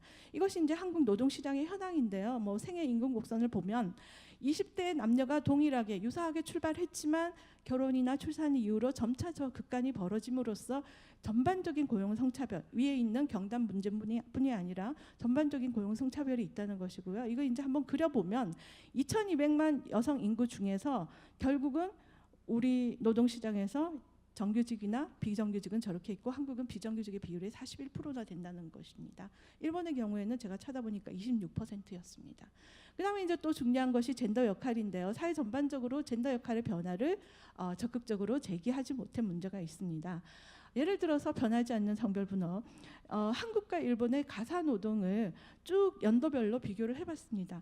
물론 매우 높게 나타나는 것은 여성이고 매우 낮게 나타나는 건 남성인데 시기 변화에도 불구하고 시간 변화에도 불구하고 변하지 않고 있고, 또 한 가지는 기업 역시 남성 표준 노동자 모델에 기반해서 일하는 문화가 구축되어 있기 때문에 자녀는 아래 그래프에도 보듯이 부모의 고용률에도 영향을 주고요. 부모의 근로시간에도 영향을 줍니다. 부모가 아니라 모지요. 부는 거의 이제 영향을 받지 않고요. 모의 영향력이 매우 크게 나타난다는 것입니다. 마지막으로 자녀 양육 미완성 지원 체계인데요. 그러니까 양국이 보육 정책을 굉장히 노력했음에도 불구하고 보육 정책 그 자체로도 매우 미완성 체계를 가지고 있다는 거. 뭐 또 한 가지는 우리나라 같은 경우에는 양육수당, 아동수당, 지자체 출산 장려금 등 조화될 수 없는 세 가지 정책들이 굉장히 이제 충돌을 일으키면서 진행이 되고 있었고, 보육 정책 역시 무상 보육 정책이지만 무상 보육 정책의 목표를 제대로 달성하지 못한 문제가 있고, 일본 같은 경우에도 좀 전에 말씀드린 돌봄 문제의 재가족화라든지 보육아동 대기제로 정책을 계속 노력해왔지만 충분히 달성하지 못한 한계를 갖고 있습니다. 그다음에 이제 제가 설문조사에서 한 부분인데요. 이게 아까 말씀드린 대로 한일 남녀 비교를 했습니다. 시간이 많이 경과됐으니까 위에 부분만 읽도록 하겠습니다. 비교를 하자면 결혼이 굉장히 부담이고, 또 결혼보다는 자기 자신의 성취가 중요하다. 삶에 대한 우선성은 한국이 훨씬 높고요. 결혼이나 자녀에 대한 유연한 태도를 가지고 있습니다. 그리고 이제 이거는 제가 지나가고, 젠더 역할과 젠더 관계에 대해서도 뭐 남자가 할 일은 생계부양자, 여성은 가사돌로이라는 전통적인 성별 분업에 대해서는 양국에서 모두 반대 의견이 매우 높습니다만, 또 중요한 것은 가족의 생계는 남성이 책임져야 된다라고 하는 거에 대해서는 또 어느 정도 찬성률이 나옵니다. 이게 이제 제가 나중에 가치관의 이중적인 공존이 아닐까라고 보고 있는 측면이고요. 그다음에 너무나 확연하게 나오는 거는 남성 육아휴직 부분이 양국이 똑같이 나옵니다. 그리고 이제 현재의 삶에 대해서는 이들이 양국이 모두 현재 일자리에 대해서 만족도가 매우 낮다. 또 생계 유지, 좋은 일자리에 대한 욕구가 매우 높고, 또 직장 내 성차별에 대한 의식은 한국, 일본 모두 여성이 높고, 유연한 근무방식에 대한 요구도 매우 강합니다. 또한 미래 불안에 대해서도 상당히 높은데 주로 한국 여성들이 이 불안도가 가장 높게 나타나고 있습니다. 정책 지원 욕구는 아까 일자리 말씀드렸지만 고용 안정에 대한 게 굉장히 높고, 한국은 또 그 주택 공급에 대해서, 주택의 문제에 대해서도 상당히 요구도가 높습니다. 그다음에 아까 그 패널 데이터 분석은 간단히 말씀드리면 결론은 이렇습니다. 한국은 정규직이 좀 더 행복 수준이 높고, 남성의 가사 노동 참여 횟수가 많을수록 유배우 취업 여성의 행복이 높아집니다. 일본도 마찬가지예요. 그래서 결론은, 제가 시간이 없어서 너무 빨리 합니다만, 안정적인 고용, 남성의 가사 노동 참여, 가족 내 젠더 역할의 변화가 이 패널 분석에서 시사하는 함이라고 볼 수 있겠습니다. 그래서 결론은 이제 제가 말씀드리고 하는 것이 제도와 문화, 개인과 사회 간에 상당한 그 갭이 있다. 그것이 한편으로는 굉장히 성별 분업이 타파돼야 된다고 얘기하면서도 현실적으로는 성별 분업이 남성 생계부양자의 책임의식이 강하게 있어야 된다라고 하는 이중적 가치관의 공존이 상당 부분 확인되고 있다. 즉 전통적인 성 역할에 대한 사회적인 수용성과 개인 차원에서의 수용성이 서로 달리 나타나고 있더라. 그리고 이제 두 번째는 변화의 속도를 보면 한국이 일본보다 훨씬 빠르다라고 저는 결론을 내릴 수 있을 것 같습니다. 물론 양국에서 정상적인 생애 가정 담론은 이미 해체가 되고 있습니다만, 속도와 순서는 양국에서 달리 진행이 될 것으로 예측되고 있습니다. 그 가운데 한국 여성이 가족 변화에 가장 민감하게 반응하고 동시에 강력한 변화를 요구하고 있다고 볼 수 있겠습니다. 그다음에 이제 성평등과 관련해서는 제가 이제 표현을 하자면 한국은 분출 상태고, 일본은 개인 차원에서는 굉장히 요구를 하지만 제도권에서는 상당히 유보되고 있는 상황인 것 같다라고 평가를 할 수 있겠습니다. 그러나 가족 내 젠더 관계는 아까 그래프에서 봤듯이 양국에서 모두 매우 변화되지 않고 있음을 알 수 있겠습니다. 가족 변화와 관련해서는 아마도 전형적인 가족 모델로부터의 이탈은 이후에도 계속 지속될 것 같습니다. 그렇지만 또 동시에 양국에서 비전형적인 가족에 대한 수용성이 그렇게 높지는 않습니다. 이 여러 가지들을 이제 가족 변화를 사회적으로 적극적으로 수용해 나가는 노력이 있어야 되지 않을까. 마지막으로는 굉장히 변화에 대한 열망과 이게 강한데 실제로 변화 가능성에 대해서는 한일 남녀 모두가 굉장히 우려를 가지고 있다. 그래서 이제 제가 이 앤더슨과 빌라리의 에스미 앤더슨과 빌라리의 이론을 한번 가지고 와서 과연 우리는 어디에 있어야 되냐. 이 이론은 저 초창기에는 전통적인 성별 분업이 강한 시대에는 출산율도 높습니다. 그러나 이 성평등, 피메일 레보루션이라고 하는데요. 성평등에 대한 요구가 강하면서 출산율이 팍 떨어져요. 그리고 다시 어느 정도 사회가 저 하살표에 있듯이 여러 가지가 정리가 됐을 때 다시 올라갈 수 있다. 그러면 저 하살표에서 나타날 수 있는 것은 과연 무엇일까? 이게 이 연구의 숙제인 것 같습니다. 근데 저도 잘 풀지는 못했습니다. 다만 김영미 개봉호 선생님의 연구를 보면 저 굴곡에 있는 이행의 계곡에서 과연 무슨 일이 일어나야 화살표 방향으로 치고 올라갈 수 있을까라고 했을 때 저 두 분은 데이터 분석을 해보니까 여성 경제 활동이 굉장히 중요한 요인이 되더라라고 이제 분석을 하셨어요. 그 외에 플러스 외국 학자들은 성평등을 굉장히 강조하신 분도 있어요. 그래서 이제 제가 그냥 뭔지 확실하지는 모르겠지만 명료한 에비던스는 성평등의 제도와 또 고용상의 재반 성차별 해소, 또 WLB의 기반 확고, 그리고 젠더 역할의 변화, 뭐 이런 것들이 앞으로 당겨져야 되지 않을까 그렇게 생각을 하고요. 그래서 뭐 정책 과제는 이게 아까 미래 불안이나 현실의 궁핍 이런 문제를 가지고 일단 사회적인 시민권이 탄탄하게 보장된 위에서 가족 변화를 적극적으로 수용하고 노동시장을 통한 저출산 정책을 적극적으로 마련하는 것이 필요하다. 그리고 돌봄은 성 간에 또 정책 간에 상당한 영속성을 만들어 나가는 것이 향후 과제가 될 것이다라고 정리를 했습니다. 네, 감사합니다.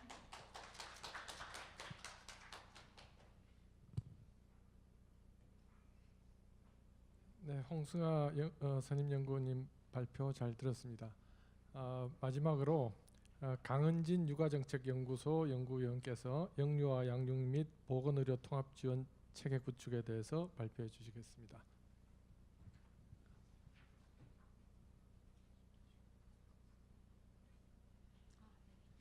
안녕하십니까. 육아정책연구소 강은진이라고 합니다. 네, 마지막 시간이라서 빨리 끝내는 것이 미덕인 것 같긴 한데요. 예, 짧게 준비하였습니다. 저는 영유아 양육 및 보건의료 통합지원체계 구축이란 연구를 진행을 했고요. 예, 연구는 저와 그다음에 저희 연구소의 이윤진 박사님, 이민경 선생님하고 그리고 네네. 그리고 이제 저희가 보건의료 관련된 인력이 없어서 관련된 부분들은 그 서울대에 있는 공공의료 사업단장이신 권현진 교수님하고 그다음에 이상구 박사님께 많이 지원을 받으면서 연구를 진행한 것입니다. 자세한 내용들은 연구소 그 홈페이지에 이제 있으니까 이제 그 부분들을 중심으로 보시면 될 것 같고요. 저는 이제 주로 왜 이 연구를 시작했는지, 그 다음에 좀 같이 나누었으면 하는 그런 결과들, 그리고 마지막으로 정책 지원 중심으로 말씀을 드리도록 하겠습니다. 이 연구 같은 경우에는 그러니까 그냥 한번 그 1차 년도에 끝난 연구는 아니고 연속 과제는 아니지만 그 전에 지역 맞춤형 연구라는 이제 연구를 진행을 했는데 이제 그러면서 252개 그 시군구에 있는 여러 육아와 관련된 인프라들을 한번 쫙 모아서 본 적이 있습니다. 이제 그랬더니 가장 이제 여러 영역 중에서 이런 보건의료 관련된 부분이라던가 또 안전이라던가 이런 부분에서 굉장히 지역마다 격차가 크다는 것들을 이제 알 수 있었고요. 그리고 무엇보다 이제 그 아이들을 키우고자 하는 그런 영유아 부모들의 어떤 욕구나 이런 부분들도 이런 보육과 교육에 관련된 그런 부분들도 있지만 이런 건강권에 관련된 부분들에 대한 욕구들이 큰 것들을 알 수 있었습니다. 그래서 이제 그런 취지에서 이제 출발을 했던 거고요. 저희 이제 이 연구 같은 경우에는 나름대로 그 초점을 딱 그 양육 및 보건의료에, 특히 이제 보건의료 중에서 이제 약간 공공의 측면을 좀 더 강조를 했는데요. 거기에 이제 초점을 두고 실제로 어떻게 할 수 있을지에 대한 고민으로 출발을 했던 연구입니다. 저희 연구소에서 이제 나온 저희 이제 성과 공유를 위해서 저희는 이제 카드 뉴스를 만들고 있습니다. 그래서 이번에는 약간 패러디를 해서 이제 이런 식으로 진행을 했었는데요.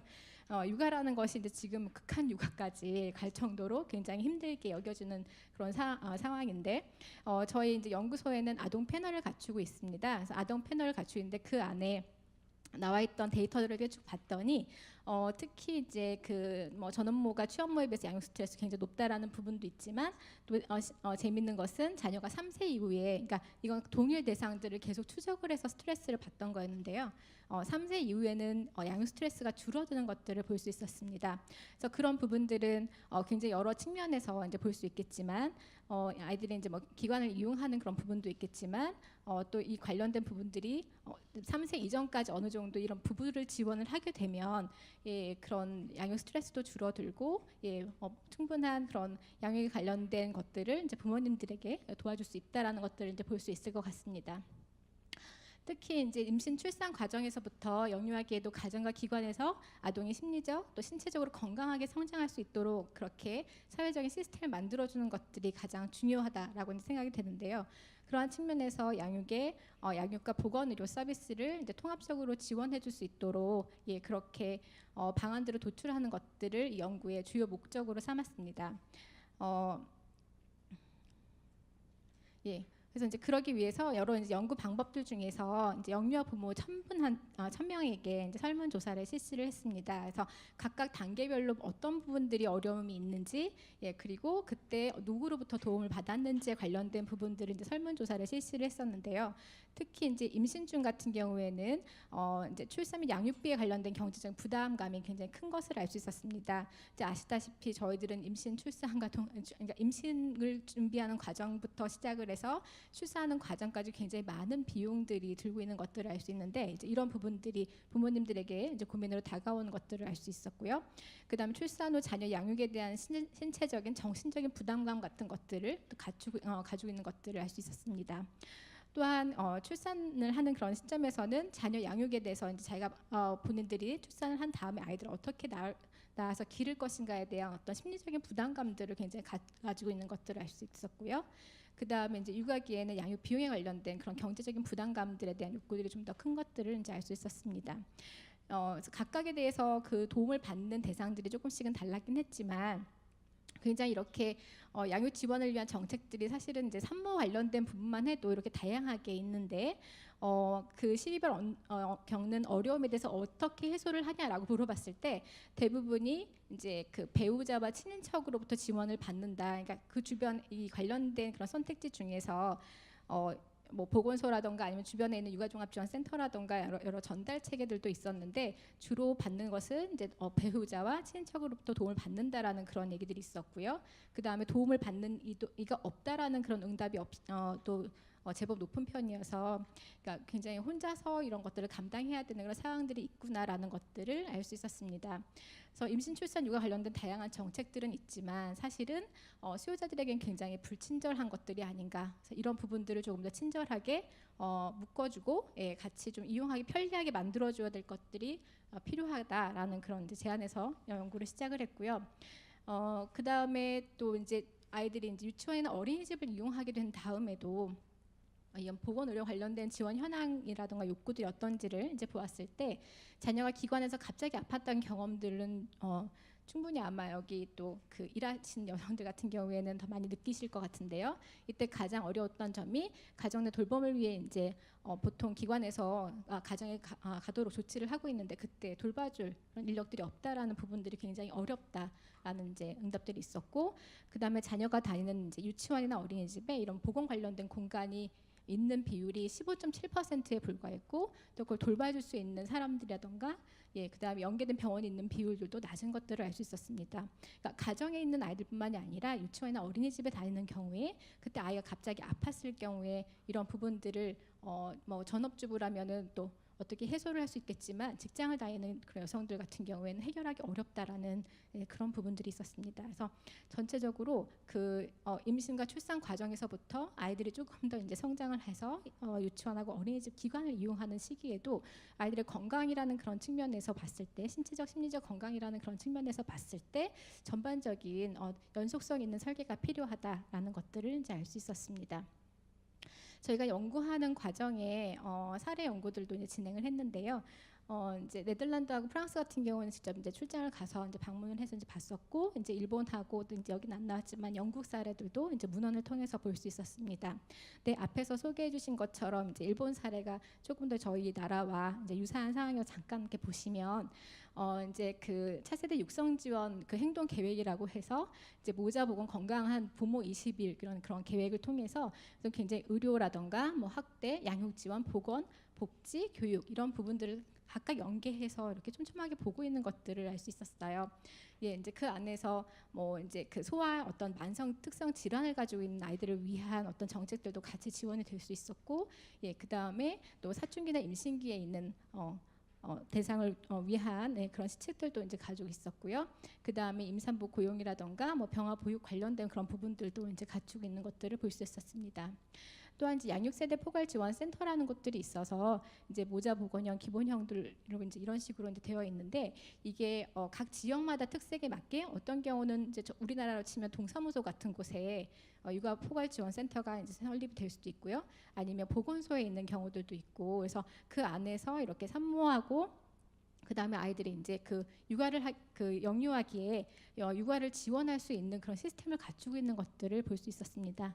이런 부분을 통해서 조금 제안을 이제 해보면은 다음과 같습니다. 우선은 아이 중심의 안전하고 행복한 출생과 성장을 지원하기 위한 이제 정책이 필요한데, 그러기 위해서는 조금 더 장기적인 접근을 통해서 케어의 연속성을 고려해야 된다고 생각을 합니다. 그래서 임신, 출산, 또 출산 후 산모 보호 기관에 관련된 부분, 이 부분이 사실은 굉장히 지금 민간 영역에 들어있는 부분들인데, 그 부분, 그다음 또 신생아기, 또 2세 이후까지 그 안에 그 지역 사회에 있는 지금 현재 이제 보건소 안에서 모자 보건 관련된 부분들이 좀 약화되었다라고 저도 이제 연구를 하면서 이제 알게 되었는데요. 실제로 저희도 뭐 임신하고 하는 그런 출산하고 아이들 키우면서 보건소를 이용해 본 적이 거의 없었거든요.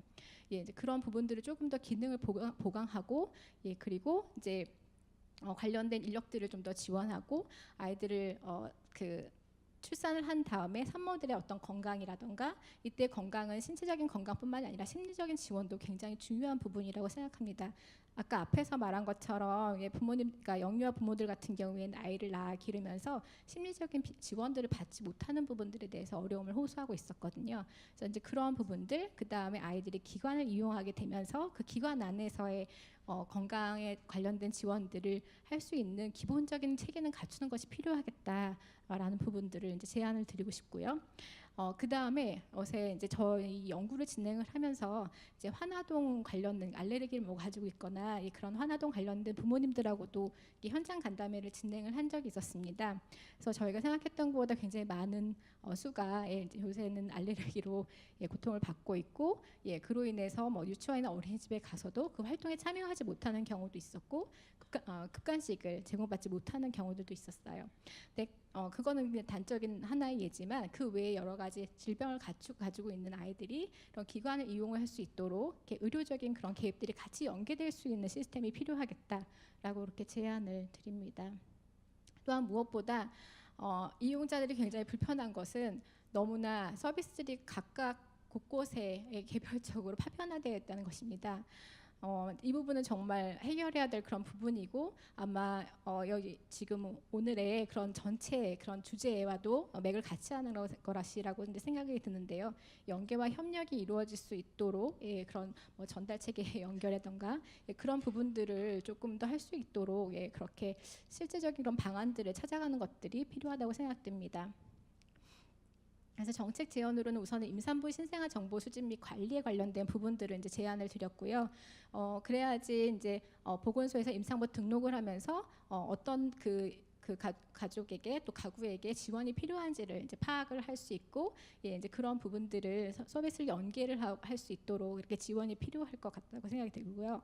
그 다음에 지금 현재 이제 서울시 같은 경우 아기건강 첫걸음 사업들을 이제 하고 있는데 아직 그 지역 안에서만 머무르고 있습니다. 그런 부분들을 조금 더 전국에 펼칠 수 있도록 그런 것들을 이제 육아 컨설턴트라고 제가 이제 제안을 하긴 하였으나, 기존에 있는 뭐 산모신생아라던가 아이 돌봄이라던가 이런 부분들 하고, 그다음 또 심리적인 또 지원을 제공할 수 있는 심리 상담사라던가 이제 그런 부분들이 같이 연계해서 그런 서비스를 지원할 수 있도록 인력들을 파견하는 부분들을 조금 더 보건소에서 담당하기를 이제 제안을 드렸고요. 그래서 이제 특히 지금 이제 산모신생아 같은 그 서울 아기건강 첫걸음 같은 경우에는 딱 한 번만 보편 방문은 한 번만 방문을 하게 되어 있어요. 그리고 굉장히 좀 많이 그 지원이 필요한 곳 같은 경우 6번 정도 방문을 하게 되고, 그때 사회복지사가 같이 연결해서 그 복지 서비스와 같이 연계를 해주는 그런 시스템을 갖추고 있는데, 여기에 조금 더 이게 예산과 관련된 부분이기 때문에 조금 더 한다면 사전 그 산정 관리도 같이 하고, 그 다음에 보건소에 또 방문해서 그 안에서 육아를 위한 공동체들이 만들어질 수 있도록 그렇게 해주는 방안들이 필요하다라고 생각이 됩니다. 굉장히 소수이긴 하지만 우리나라에도 모자 보건지소들이 한 3군데 정도가 있습니다. 그래서 그런 부분들에서 거기서 이제 육아와 관련된 부분들을 심리적인 뭐 그런 상담이라든가 이런 것도 같이 제공하고 있어서 그런 부분들이 좀 더 펼쳐지길 바랍니다. 또한 이제 유치원 및 어린이집 이용 영유아를 대상으로 해서 좀 더 건강에 관련된 부분들을 좀 더 지원해주기 위해서는 이제 거점 유치원과 어린이집을 이제 지정을 하고 거기에 그 간호사 혹은 보건교사를 파견하는 방식으로 이제 인력을 지원하는 것들은 제안을 했고요. 이제 이러기 위해서는 학교보건법이라나 유아교법 법률 개정도 같이 동반해서 이제 제안이 돼야 될 필요성이 있습니다. 그래서 지자체 보건소 내 어린이집을 담당하는 보건팀을 지정을 하는 부분들도 이제 같이 제안을 할 수가 있을 것 같고요. 그다음에 특별한 요구를 짓는 환아동 가구의 양육 지원을 위한 그런 의료 시스템과의 연계도 굉장히 필요한 부분이라고 생각됩니다. 그래서 많은 정책들이 있고 많은 제도도 있지만 그것들을 잘 이용할 수 있게 엮어주는 것들이 우리가 해야 될 일들이라고 생각하고요. 그래서 마지막으로 제안하는 것은 지역의 특성을 고려한 육아건강통합지원센터인데요. 우선은 만약에 그 지역에 육아 인프라가 굉장히 충분하다면 그 안에서 육아종합지원센터가 좀 중심이 되어서 그 안에서 이렇게 의료와 보건이 같이 연계될 수 있도록 여기 인력들을 좀 더 투입을 하는 방안들을 이제 제안을 하고 싶고요. 그다음에 두 번째로는 이제 약간 읍면 지역이나 중소도시라던가 아니면은 지금 새로 만들어진 도시 재생 지역이라던가 혁신도시 같은 경우에 그런 생활 기반 관련된 조성을 할 때 조금 더 적용할 수 있는 방안이라고 생각되는데 보건소를 중심으로 그 안에서 육아와 관련된 인력들을 좀 더 투입하고 의료와 같이 연결해주는 그런 시스템을 구축하는 것들이 필요할 것 같습니다. 그다음에 마지막으로는 의료가 중심이 되어서 이 부분은 특히 이제 환아동을 위한 그런 의료적인 그런 관리를 위한 시스템을 갖추는 것이 필요한데 환아동 같은 경우에도 아이들에게 그런 건강에 어떤 질병에 관련된 부분들의 그런 서비스뿐만 아니라 그 아이들을 위한 어떤 보육이라던가 또 그런 교육이라던가 이런 부분들도 같이 동반해서 또 심리적 지원도 같이 필요한 부분이어서요. 그런 부분도 같이 제안을 해봅니다. 그래서 이제 이런 제안과 함께 이제 저희가 이 연구를 위해서 이런 토론회도 이제 개최를 했었고요. 그래서 많은 좀 논의를 하면서 조금씩은 이제 정책 제언들을 했는데 사실은 앞으로 남은 과제들이 더 많은 것 같습니다. 우선은 관련 법안 개정도 좀 더 살펴봐야 될 것 같고요.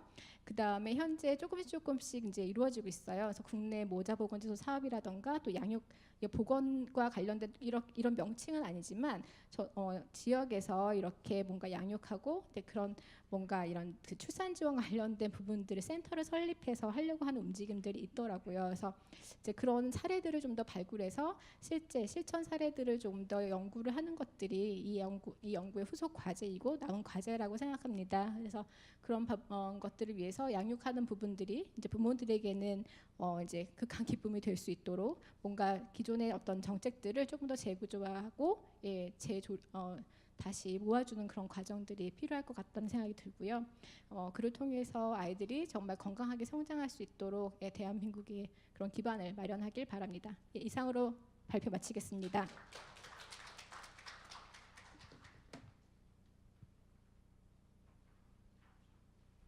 네, 강은진 연구위원님 수고하셨습니다. 이어서 토론이 진행되겠습니다. 좌장 및 토론자께서는 무대의 테이블에 착석하여 주시기 바랍니다.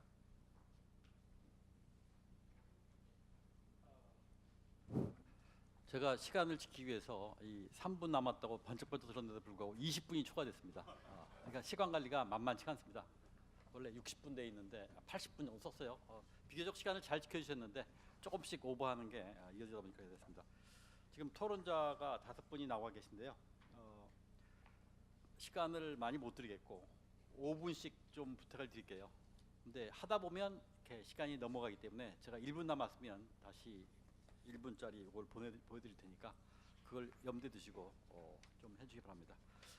먼저 그러면 여기 순서에 나와 있는 대로 우리 손인숙 과장님께서 먼저 시작을 좀 해주시겠어요? 네, 안녕하세요. 한국모자보건학회 부회장을 맡고 있는 건국대학교 병원 산부인과 손인숙입니다. 저는 오늘 육아정책연구소 강은진 연구원이 발표한 아이 중심의 안전하고 행복한 출생과 성장을 지원하는 보건의료 통합지원 체계에 대해서 토론하려고 합니다. 그 강은진 연구원의 내용을 종합해 보면 아이 중심의 통합 지원을 위해서 임산부 등록을 통한 산모관리 체계, 신생아 정보 등록을 기반으로 한 생애주기별 건강 통합관리 시스템을 마련하고 산모 신생아의 통합적 건강관리 및 육아 지원을 위한 방문 간호사 제도를 확대하고 세 번째로는 보건교사가 있는 거점 유치원 및 어린이집을 지정해서 운영하는 거. 그다음에 네 번째로는 지역 특성을 고려한 육아 건강 통합 지원센터 사업을 추진하는 것으로 요약할 수 있겠습니다. 이런 제안들은 상당히 혁신적이고 실제적인 적용이 가능한 정책으로 잘 구축된다면 우리나라 영유아 양육 및 보건의료 발전에 크게 기여하리라고 사열됩니다. 특히 영유아 부모 1,000명을 대상으로 한 설문조사에서도 보시다시피 유치원 등의 그 기관 이용 영유아가 아팠을 때 보면은 정말 가정 내 돌봄을 위해서 직장맘들은 대부분 조퇴를 통해 가지고 귀가를 하는 수밖에 없습니다. 근데 저도 이제 아이가 다쳤을 때 그런 연락을 받고서 이제 회의 가는 도중에 차를 돌린 기억이 있는데요. 이에 대한 대책으로, 그러니까 보건교사나 이렇게 간호사 파견으로 거점 유치원이 있다고 한다면 실제적으로 이제 전문가가 보고서 정말 중요한 경우에만 이제 부모를 콜한다든가 이렇게 한다면은 이제 육아가 행복한 나라가 되는데 일조하리라고 생각됩니다. 또한 육아정책연구소의 발전 내용이 저출산 시대의 정부의 보건정책에 유의미한 방향을 제시하였다고 생각이 들고요. 저출산 문제를 관련하는데 좋은 성과가 있으리라고 여겨집니다. 제가 이제 제안하고 싶은 내용이 세 가지가 있는데요. 현재 저출산이 국가적인 난제가 되고 있는데 저는 산과의사로 현장에서 많은 문제점들을 느끼고 있습니다. 아직 통계청의 공식 발표가 나오진 않았지만은 2018년도 합계 출산율이 0.98입니다. 신생아 수가 32만 7천 명으로 예상하고 있는데요. 현장에서 보면은 한국인 남녀 사이에서 출산은 더욱 적습니다. 출산율을 받쳐주는 게 다문화 가정하고 이민자 가정입니다. 그래서 다문화 가정 보통 한 2~3명 정도까지 낳는 것 같고요. 이민 가정의 경우 한 4~5명 정도까지 낳는 것 같습니다. 제 경험으로는. 근데 또한 그 낮은 출산율 못지않게 더 큰 문제가 출산 여성의 생식 건강 문제입니다. 출산 여성의 평균 나이가 지금 32.8세거든요. 35세 이상 여성의 비율이 그 31.8%입니다. 그러니까 20년 전과 비교해 보면은 사실 나이가 많은 것도 문제지만 같은 연령의 여성을 비교해보면 미숙아 출산율 가능성이 확실히 증가하는 것으로 나타나서 전반적인 여성의 출산 건강이 악화됐다고 생각할 수 있습니다. 그래서 이런 남녀 모두의 생식 건강을 챙기는 그런 정책이 필요한데요. 2019년부터 보니까 건강검진 20세 여성의 경우에 2년에 한 번씩 그 자궁암 검진을 시행하고 있는데 여기에 더해서 만 25세에 그 남녀 모두에게 생애 전환기 건강 검진을 시행해서 그 생식 건강을 좀 체크해보는 정책이 필요하지 않을까라고 생각합니다. 둘째로는 여성들이 육아 독박을 하고 있는 실정인데요. 그 우리나라 현실에서 모유 수유나 신생아 돌보기 등에 대한 남녀 모두에게 실제적인 부모 교육이 중요합니다. 그래서 부모 교육은 뭐 어느 기관에서 시행하든지 여러 기관에서 시행할 수 있지만은 실제로 이제 산정 관리 받은 병원에서 건강보험으로 받을 수 있는 정책을 제안합니다. 그래서 현재 건강보험에 당뇨라든가 암이라든가 수술 전 관리라든가 이런 것들이 교육 상담료가 책정되어 있는데 이제 모유수유라든지 신생아 돌보기 등에 대한 교육 상담료를 건강보험에 코드한다면 실제적으로 이제 부모 교육이 되리라고 생각을 합니다. 세 번째로 그 산후에 임신 전에 몸 상태로 돌아가는 기간이 6주가 걸리는데요. 이 기간에는 몸조리가 필요합니다. 그 강은진 선생님이 아마 산후에 뭐 가정 방문 간호사, 육아 컨설턴트 파견을 제안해 주셨는데 더 시급한 문제가 산후조리입니다. 현재 일반적인 산모의 경우 산후조리원이 2주간 지내고 나서 나가게 됩니다. 그러면은 4주 동안 산후조리를 해줄 사람이 없어가지고 몸도 회복되지 않은 상태로 독박 육아를 하게 돼서 산모가 지치고 너무 힘들어서 둘째는 꿈도 꾸지 못하게 됩니다. 그래서 정부에서 산모 신생아 건강 관리사를 모든 산모들한테 파견을 최소 3주 이상을 해준다면은 이런 거를 좀 극복할 수 있지 않을까 생각합니다. 이상입니다.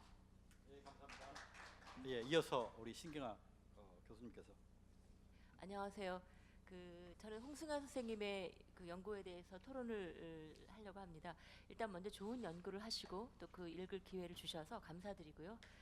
저는 그 세 가지만 선생님 연구를 통해서 이런 연구들이 좀 있기 때문에 아마 청중석에 계신 선생님들은 이 연구가 어떤 점에서 새로운가 이런 질문을 하실 텐데 저는 이 연구를 읽으면서 아주 중요한 점 세 가지를 뭐 더 있지만 말씀을 드리고자 합니다. 일단 이제 뭐 합계 출산율 1 이하로 떨어져서 이건 정말 전 세계적인 문제인데 그래서 최근에 이런 얘기가 나오죠. 저출산 대책이 정말 필요하냐? 이거 한다고 올라가냐? 또 효과가 있는 거냐 이런 질문을 하시는데 저는 그렇습니다. 여성학자로서 개인은 출산을 선택할 수 있지만 국가는 선택할 수는 없죠. 국가는 출산을 어쨌거나 지원할 수밖에 없습니다. 효과가 있거나 없거나. 대책은 필요하다. 근데 문제는 지금까지의 대책의 방향이 좀 문제가 있었다. 그렇다면 어떻게 바꿀 것인가? 근데 다행히 이제 새 정부 들어서서 제3차 저출산 대책의 프레임을 바꿨습니다. 바꿔서 패러다임 전환을 했는데 개인의 선택을 존중하고 또 삶의 질에 초점을 맞추는 것은 아주 적절하다고 생각이 듭니다. 근데 선생님의 연구는 이것을 좀 더 한 단계 더 밀고 나가셨어요. 그래서 패러다임 전환을 더 심화시키는 그런 이제 이야기를 하고 있는데 사실 결혼, 출산, 뭐 양육 뭐 이런 것들에 대한 지원의 문제 이것이 문제이기도 하지만 근본적으로는 사실 과연 이것만이 문제일까? 저는 제가 학교에서 젊은이들을 만나면서 가족에 대한 인식 자체가 바뀌고 있구나. 가족을 뭐 결혼을 하나요? 뭐 결혼을 할 수 있을까요가 아니라 지금은 결혼을 왜 해야 되는데요? 그래서 가족사회학 제가 수업을 하는데 부부관계, 부모관계 하면 너무 재미없어 하는 거예요. 그래서 애들이 딱 데이트까지만. 정말 많이 바뀌고 있다는 생각을 하고 있어서 근본적으로 이제 가족 자체에 대한, 가족에 대한 의식, 관계, 제도, 문화 자체가 근본적으로 바뀌고 있다. 이 점을 우리가 적극적으로 좀 껴안고 고민을 해나가야 된다는 생각이 들었는데 선생님께서 이 문제를 지적을 해주셨습니다. 두 번째는 이제 그 중에서도 이 변화를 추동해 나가는 핵심 세력이 누구인가 아주 명확하게 나오는데 게다가 그것을 또 일본까지 비교를 해주셔서 이번 이 연구처럼 이렇게 선명하게 제가 보고는 참 아주 정확한 에비던스를 주셨는데요. 한국의 여성인 것 같습니다. 한국 여성들이 이 통계를 쭉 꼼꼼히 보시면 한국의 남성은 물론 일본의 여성, 일본의 남성 이 네 집단 중에서 가장 변화에 대한 욕구도 강하고 지향도 아주 다이내믹합니다. 왜 그럴까? 이제 뭐 아시다시피 여성의 고용률이나 경활률이 한국이 가장 낮고요. 임금 격차 높고요. 성별로. 또 가부장적 가족 관계 만만치 않습니다. 아직도 시집과의 갈등도 굉장히 심각하고 또 아주 재미있는 것은 선생님 연구에서 보면 남성의 육아 참여 또 남성의 육아 휴직에 대한 욕구가 한국 여성이 엄청나게 높게 나타납니다. 이건 뭐냐면 이런 변화 뭐 어떤 그 출산과 관련된 혹은 젠더와 관련된 혁명에서 이것을 가장 추동하고 있는 핵심 세력이 여성이다. 특히 한국 여성이 강력한데 저는 선생님하고 조금 이제 해석이 어떤 다른 부분이 뭐냐면 선생님께서는 남성의 생계부양 책임에 대해서 여전히 그 부분에 대해서 부정하지 않는다고 하셨는데 맞습니다. 맞는데 그 네 집단을 두고 보면 좀 차이가 있네요. 보니까 그 중에서도 한국 여성은 남성이 가족의 생계를 부양해야 한다라고 하는 부분에 15.8%만 그렇다고 생각하는 걸로 나오고 남성은 27%고 일본은 남녀 모두 30%가 넘습니다. 무슨 얘기냐면 한국의 여성들은 이미 이제 특히 젊은 여성들이 있어서 그럴 거예요. 2030들. 그래서 이제 남자 혼자 가족을 부양할 수도 없고 그럴 필요가 없다라고 생각하는 여성들이 거의 80%를 넘어서고 있다. 이런 말씀을 저는 좀 또 새롭게 발견을 했습니다. 어쨌거나 이런 한국 여성들의 강력한 어떤 그 지향을 어떻게 정책에 반영할 것인가. 오늘 이 자리가 국가 정책을 논하는 자리이기 때문에 국민에게 묻는다고 하셨다면 한국 여성들에게 이 질문을 던지셨고 그 질문의 답은 어느 정도 나와 있는 것 같습니다. 어떻게 정책에 반영할 것인가. 세 번째는 이것입니다. 결국 이제 정책의 문제인데 실제로 정책은 패러다임의 변화만큼 뚜렷하지 않습니다. 아직도 여러 가지 선생님께서 너무나 잘 지적해 주셨지만 수많은 정책들이 지금 혼란 있고 거기에 정치적인 또 이 성향까지 들어가서 말하자면 뒤죽박죽입니다. 교통정리 하셔야 되는데 일단 첫 번째는 현금 지원 중심의 정책이 지금도 계속되고 있어요. 양육수당, 아동수당은 물론 이제 출산수당까지 지자체에서 근데 이것이 별로 효과가 없다는 건 이미 지금 나오고 있습니다. 그래서 이런 현금 지원 중심의 정책이 적절하게 필요는 합니다만 이쪽 방향으로만 가는 것은 문제가 있고 제가 최근에 조사를 해보면 실제로 아주 그 지역사회 여성들은 출산 이런 거보다 현금 지원보다 오히려 국공립 어린이집 더 지워달라 이런 것들이 훨씬 더 높게 나타납니다. 두 번째, 맞벌이 가족의 문제, 특히 취업 여성들의 돌봄 문제 좀 심각합니다. 제가 아이를 키웠던 30년 전보다 지금 일을 하고 있는 여성들이 특히 미들 클래스 같은 경우는 아이를 맡기는 것이 훨씬 어렵습니다. 왜? 다 보내니까 전업주부까지 다 보내니까 일하는 엄마들은 정말 순위로 밀려서 더군다나 뭐 다자녀가 아닐 경우에 그래서 어린이집을 보낼 수가 없어서 중산층 같은 경우에 뭐 놀이학교, 영어 유치원 이런 데 보내서 굉장히 많은 돈을 쓰고 있습니다. 이건 문제입니다. 어쨌거나 돌봄의 문제, 사회적 돌봄이라고 하는 건 일하는 여성들이 편하게 쓸 수 있도록 그렇게 가야 합니다. 마지막으로 중요한 부분, 선생님 연구에서 이것도 아주 주목할 만한 부분인데요. 한국은 일본에 비해서 고용 안정, 주택 문제, 또 출산 휴가나 육아휴직, 보육시설 등 국가 정책적으로 해결해야 될 부분에 대해서 굉장히 선호도가 높습니다. 반대로 조직 문화나 노동시간 단축은 일본이 높습니다. 아주 뚜렷하게 나타납니다.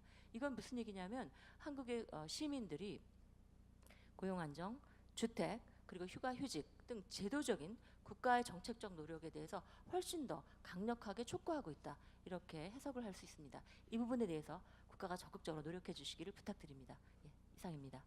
예, 감사합니다. 그다음에 이어서 우리 어수봉 교수님 5분 좀 잘 지켜주세요.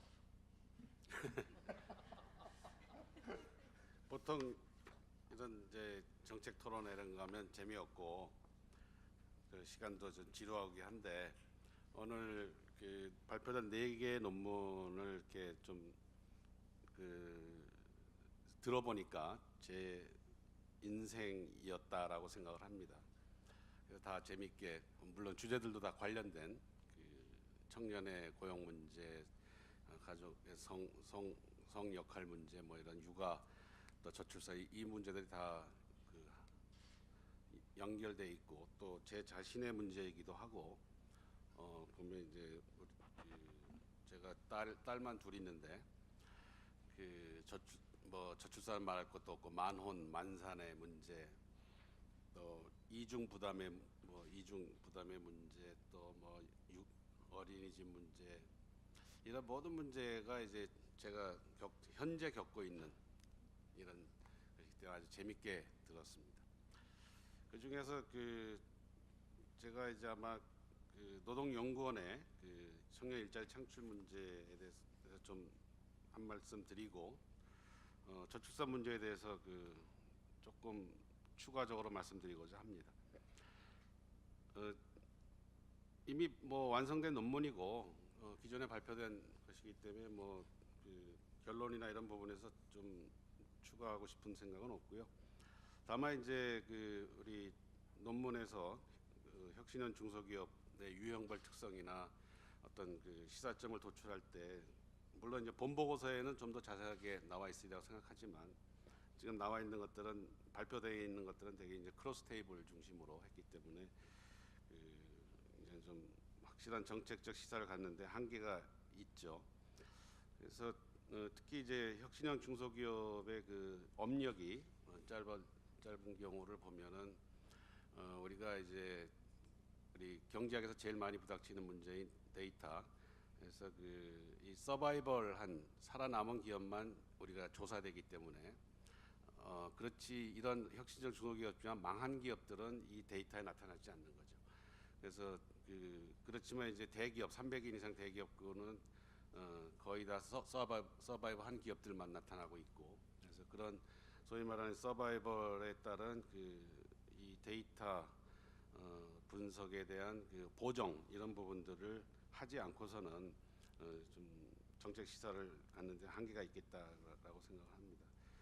그리고 이제 혁신형 중소기업 본보고서에도 역시 자세히 있겠지만은 좀 더 업종별로 조금 자세히 봤으면 좀 더 폭넓은 정책적 시사를 가져올 수 있지 않았을까라고 생각을 할 수가 있겠습니다.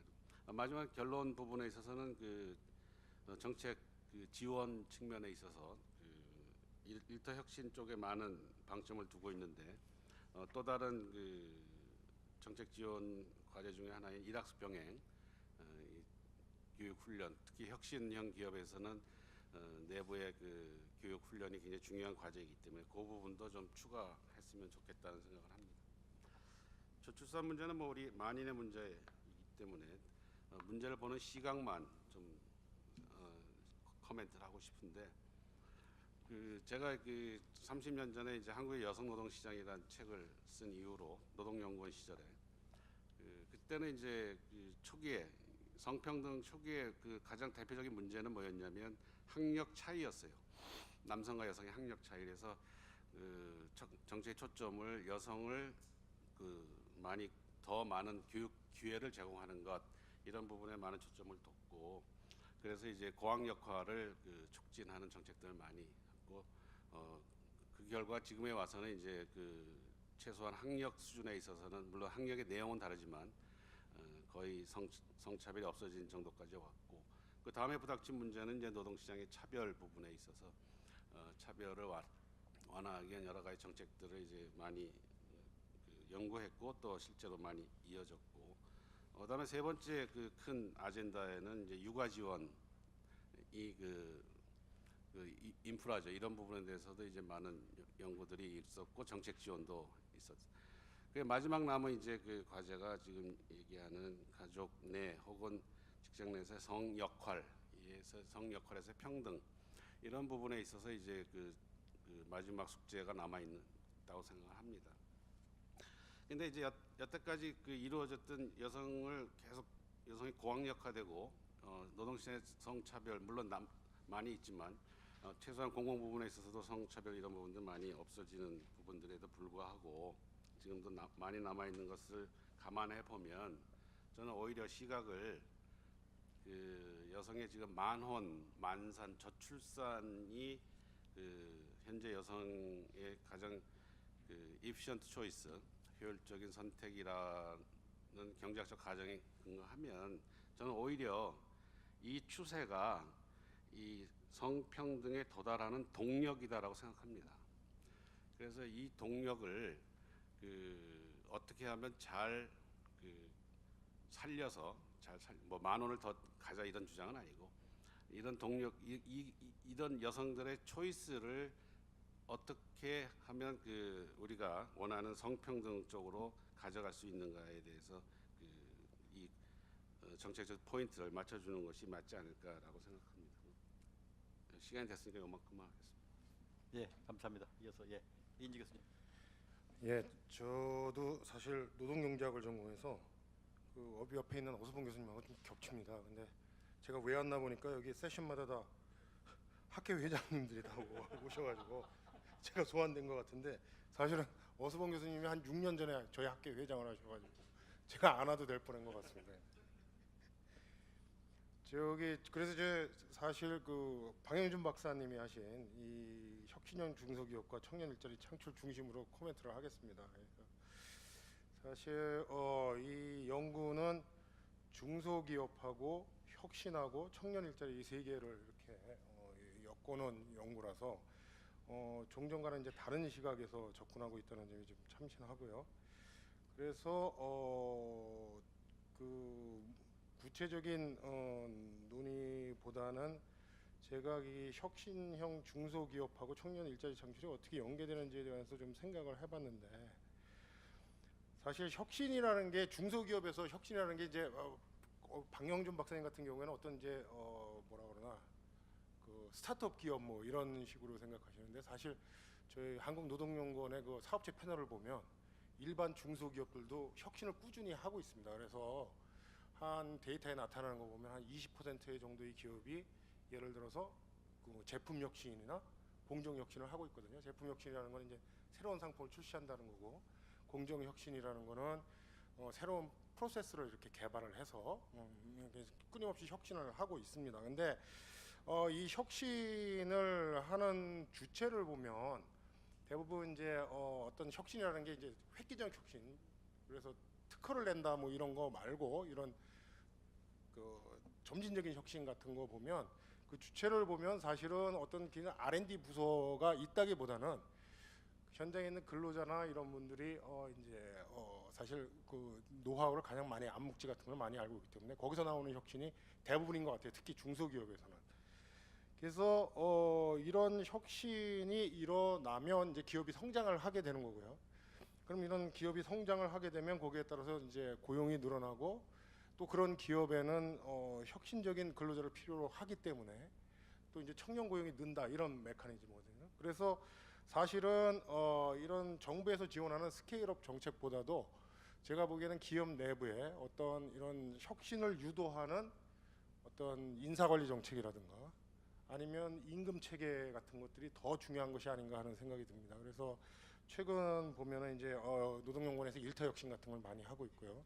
근데 이제 임금 정책 같은 것도 보면은 최근에 연구 결과를 보면 이제 성과 배분제라고 이제 프로핏 쉐어링 같은 거, 또는 이제 주식 그 공유제, 그래서 ESOP 같은 것들, 이런 것들의 중요성이 상당히 강조되고 있는 것 같아요. 그래서 이러한 혁신적인 임금 체계를 도입한 기업들이 혁신 성과도 높고, 그다음에 R&D도 투입도 많이 하고, 또 거기에 따라서 직업 훈련도 많이 하는, 그래서 인적 자원도 높아지는. 그래서 이 연구 이 아이템 자체가 굉장히 훌륭한데, 거기에 구체적으로 좀 더 들어가서 이런 기업들이, 혁신형 중소기업들이 어떤 정책을 피고 있는지, 구체적으로 어떤 임금 체계를 가지고 있는지, 이런 것들을 살펴보면 좀 더 좋은 연구가 되지 않을까 하는 생각이고요. 이중 부양 부담 논문하고 저출산 대응 전략, 이 논문이 아주 잘 읽었습니다. 흥미가 있고, 저도 사실은 이중 부양 부담 문제에 관해서는 이 부양의 모티브가 사실은 이게 이게 익스체인지 모티브인지 아니면 엘트루이즘 모티브인지에 따라서 사실은 어디다가 정책을 써야 될지가 상당히 달라지거든요. 그래서 그런 측면, 또 하나는 피부양자의 자산에 따라서 이게 부양의 이 형태가 달라지는데, 이런 것들이 좀 물론 관심을 가지셨겠지만 그런 것들이 중요하고, 또 저출산 문제에서는 저도 대부분 인식을 같이 합니다. 그래서 저출산 문제는 결국은 제 생각에는 이민에 대한 넓은 문호, 또는 비정형적 가족 구조에 대한 용인을 어떤 식으로 포함할 것인가, 이게 상당히 중요하다고 생각하는데, 거기하고 인식을 같이 해서 잘 흥미롭게 읽었습니다. 예, 이상입니다. 예, 감사합니다. 시간 잘 지켜줬. 네, 저는 김유경 한국보건사회연구원 연구위원님께서 발표하신 중장년 가족의 이중 부양 부담 구조 변화와 대응 방안에 대한 글에 대해서 이제 토론을 하도록 하겠습니다. 실제로 이 주제가 굉장히 중요함에도 불구하고 여태껏 관심을 받아본 적이 별로 없었던 주제입니다. 그리고 중장년층에 대해서 우리가 낀 세대나 샌드위치 제너레이션이라고 표현은 하고 있지만, 이들이 겪고 있는 이중 부양에 대해서는 별로 고려해 오지 않았었죠. 그런 면에서 굉장히 시적절한 주제로 발표를 하신 것 같아서 매우 기쁘게 생각합니다. 그리고 사실 이제 노인이 들어간 가족을 우리 사회에서는 별로 이제 가족으로 생각을 안 하는 경향이 많이 있는데요. 근데 노인 부양 부담이라고 하는 것이 굉장히 큰 그런 의미에서 본다면 이러한 연구들이 앞으로 더 많이 있어야 될 거라고 보고요. 여기서 제시하신 많은 해결책들은 사실 그 저출산에 대한 그 대책에서도 그렇고, 청년을 포함한 일자리 문제라든가 굉장히 다양한 정책들을 포괄할 수 있기 때문에 이 연구의 어떤 그 방향을 제안하시면서 굉장히 힘드셨겠다, 이런 생각도 해보았습니다. 예, 그러한 방면에서 이제 굉장히 수고를 많이 하셨다고 생각이 들고, 이 보고서에 대한 저의 생각 몇 가지를 좀 말씀드려 보겠습니다. 첫 번째로 이제 이중 부담이라고 하는 것에 초점을 맞추셨고, 물론 이제 연구자께서 이 이중 부담에서 그 노부모하고 미혼 성인 자녀로 한정을 하셨습니다. 그런데 실제로 조금 더 우리가 넓혀서 생각해 본다면, 결혼한 이후에도 다시 회귀해서 부모님께 얹혀 산다고 해야 될까요? 부모님과 이제 같이 살고 있는 그런 가구들도 많이 있습니다. 그래서 이런 경우에를 우리가 이제 신캥거루 가족이라고 부릅니다. 과거의 캥거루 가족은 미혼 성인 자녀였죠. 25세 이상의. 그래서 이제 이런 가족들도 우리가 같이 생각을 해 보아야 된다라고 생각이 들고요. 그런 면에서 실제로 이제 그 결혼을 해서 다시 돌아온 성인 자녀가 실제로 이제 손자녀에 대한 부양 부담도 함께 이 중장년 세대에게 주고 있다는 것이죠. 그런 문제가 또 상당히 많이 문제로 제기되고 있기 때문에, 물론 연구자께서는 범위를 여기에 한정하셨지만 향후에 이런 부분들도 좀 더 생각을 해 보았으면 좋겠다라고 생각을 했고요. 그 다음에 이제 두 번째, 이중 부양 부담을 생각할 때 우리가 먼저 또 고려를 해봐야 될 게, 앞에서도 많이 이야기가 나오기는 했지만 가족 라이프 사이클의 변동에 대한 부분입니다. 실제로 이제 결혼 연령들이 늦어지고 또 취업 시장에 들어가는 연령들도 늦어지고 있기 때문에 사실 성인 자녀가 30세 무렵까지는 부모와 동거하는 것이 어떻게 보면 일상적인 삶이 되고 있다는 것이죠. 그래서 그런 면에서 30세까지 동거하는 것을 우리가 문제라고 보아야 할 것인가에 대한 이제 시각에서 우리가 조금 더 생각해 보아야 할 점이 있다라고 생각을 합니다. 물론 이중 부양 부담에서 이제 중장년층에게 다가오는 여러 가지 경제적인 문제라든가 심리적인 부담에 대해서 우리가 이제 이것은 문제가 아니다 이야기할 수 있는 성격이 아니겠죠. 그러나 좀 더 이제 가족 사이클의 변동에 대한 것들을 고려해 보았을 때 과연 우리가 이제 이런 점들을 어떻게 보아야 될 것인가를 좀 더 고려해 볼 수 있을 것 같습니다. 그리고 어떻게 보면 이제 이런 부분에서 그 세대 교류라고 하는 거, 그러니까 가족이 3세대가 어떤 이제 부양을 지원하는 과정에서 세대 교류가 일어날 수도 있다라고 하는 그런 긍정적인 측면도 생각해 볼 수 있을 것 같습니다. 그다음에 세 번째로 좀 고려해야 될 게 이제 이중 부담 그 부양 부담과 관련해서 주로 이제 지금 유형화하신 것은 경제 정서 서비스로 유형화를 하셨지만 실제로는 그 어떤 가족들이 가지고 있는 경제적인 그런 문제라든가 가구 유형이라든가 좀 더 세분화해서 이런 이중 부담, 부양 부담을 가지고 있는 가족들을 유형화해 볼 수 있을 것 같습니다. 앞에서 아마 이인재 교수님이 말씀하셨던 부분에 약간 저랑 중복이 되는 부분인 것 같은데요. 그래서 좀 더 이제 그런 그 경제적인 수준이라든가 또 가구의 유형이라든가 이런 것들을 고려해서 이중 부양 부담에 대해서 이제 정말 많이 지원을 해줘야 될 가구 유형은 어떤 것인가 이런 부분들을 좀 더 생각해 보시면 좋지 않았을까 이제 이런 생각들을 해보게 됐고요. 그 다음에 마지막으로는 실제로 제시된 정책들은 사실은 가족 부양 체계를 넘어서는 그런 사회 구조적인 차원의 문제들입니다. 그랬을 때 과연 우리가 청년이나 또 중장년층이나 노년층에 대해서 여러 가지 정책들이 있을 텐데 이 안에서 다 담아내기는 쉽지 않았을 거라고 보고요. 다만 한 가지 말씀드리고 싶은 것은 청년이 반드시 복지의 대상만이 아니라 우리가 청년들이 독립적인 생활을 할 수 있도록 어떤 취업이 가능할 수 있도록 청년들을 임파워먼트 한다라든가 이런 차원에서 사회 구조적인 어떤 그런 제도의 변화 이런 것들이 더 중요한 것이 아닐까 하는 생각을 해보게 됩니다. 마찬가지로 중장년이나 노인층도 이제 그런 관점에서 접근하는 것이 필요할 것이라고 봅니다. 예, 이상입니다. 마치라고 해서요. 예, 지금 거의 뭐 30분이 다 됐는데요. 실제로 이제 정해진 시간이 끝났습니다. 근데 조금 한 5분만 더 쓰겠습니다. 지금 발제하신 네 분 가운데 혹시 좀 토론자의 토론이나 이런 내용에 대해서 답변을 하시거나 하실 분이 계시면 오른쪽이나 왼쪽에 마이크를 잡고 좀 해주시고 그 강민 박사 그 답변할 내용이 있습니까? 혹시 없습니까? 그 다음에 김유경 박사님 따로 추가로 말씀하실 내용이 있어요? 그러면 나오셔서 잠깐 간략하게.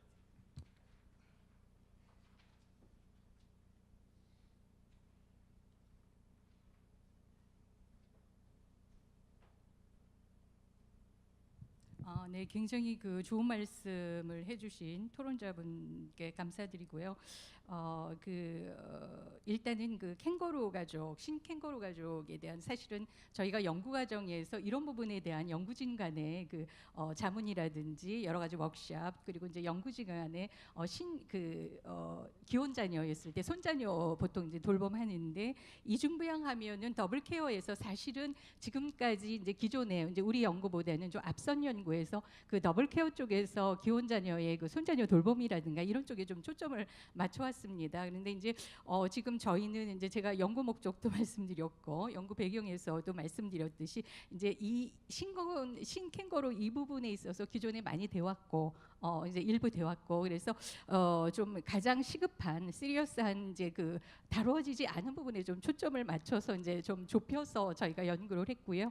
후속 연구에서는 이제 그런 부분도 좀 2단계로 함께 가져갈 수가 있을 것 같습니다. 그리고 이제 가족 라이프 사이클 부분도 말씀을 하셨는데 사실 이제 이런 부분이 이제 저희 연구 전반에 기본 틀이 되겠고 이제 전반 이제 연구에 걸쳐서 이런 부분으로 접근을 하고 있습니다. 그래서 이런 부분 그리고 이제 3세대 교류라든지 아까 이제 그 익스체인지하고 이제 그런 트랜스퍼 부분 말씀하셨는데 이제 그런 부분도 보고서에서 뭐 당연히 저희가 다루어졌고 그리고 뭐 자산 부분이라든가 가정 유형화 이제 이런 부분도 다뤄졌습니다. 다만 정책 제안 부분에서는 이제 아시다시피 굉장히 좀 방대해서 그렇게 이제 세부 유형은 저희가 좀 일부 좀 그쳤다라는 부분을 말씀을 드리겠습니다. 하여튼 굉장히 좋은 말씀 이제 후속 연구로 반영될 수 있을 것 같습니다. 감사합니다.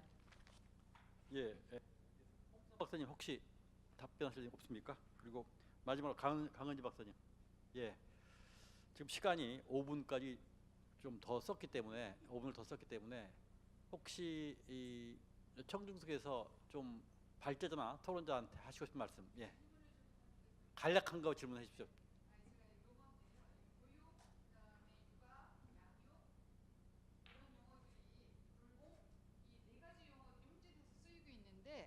전문가들이 이 부분을 정리하시고 쓰실 수 있는 건지 아니면 이렇게 해서 개별적인 개념이 있는 건지 좀 궁금합니다. 해야 할지 모르겠네요. 그건 혹시 그 강 박사님이 좀 하실 수 있겠어요? 강희 박사님이 지금 용어를 뭐뭐라 했죠? 보육, 돌봄, 육아, 양육.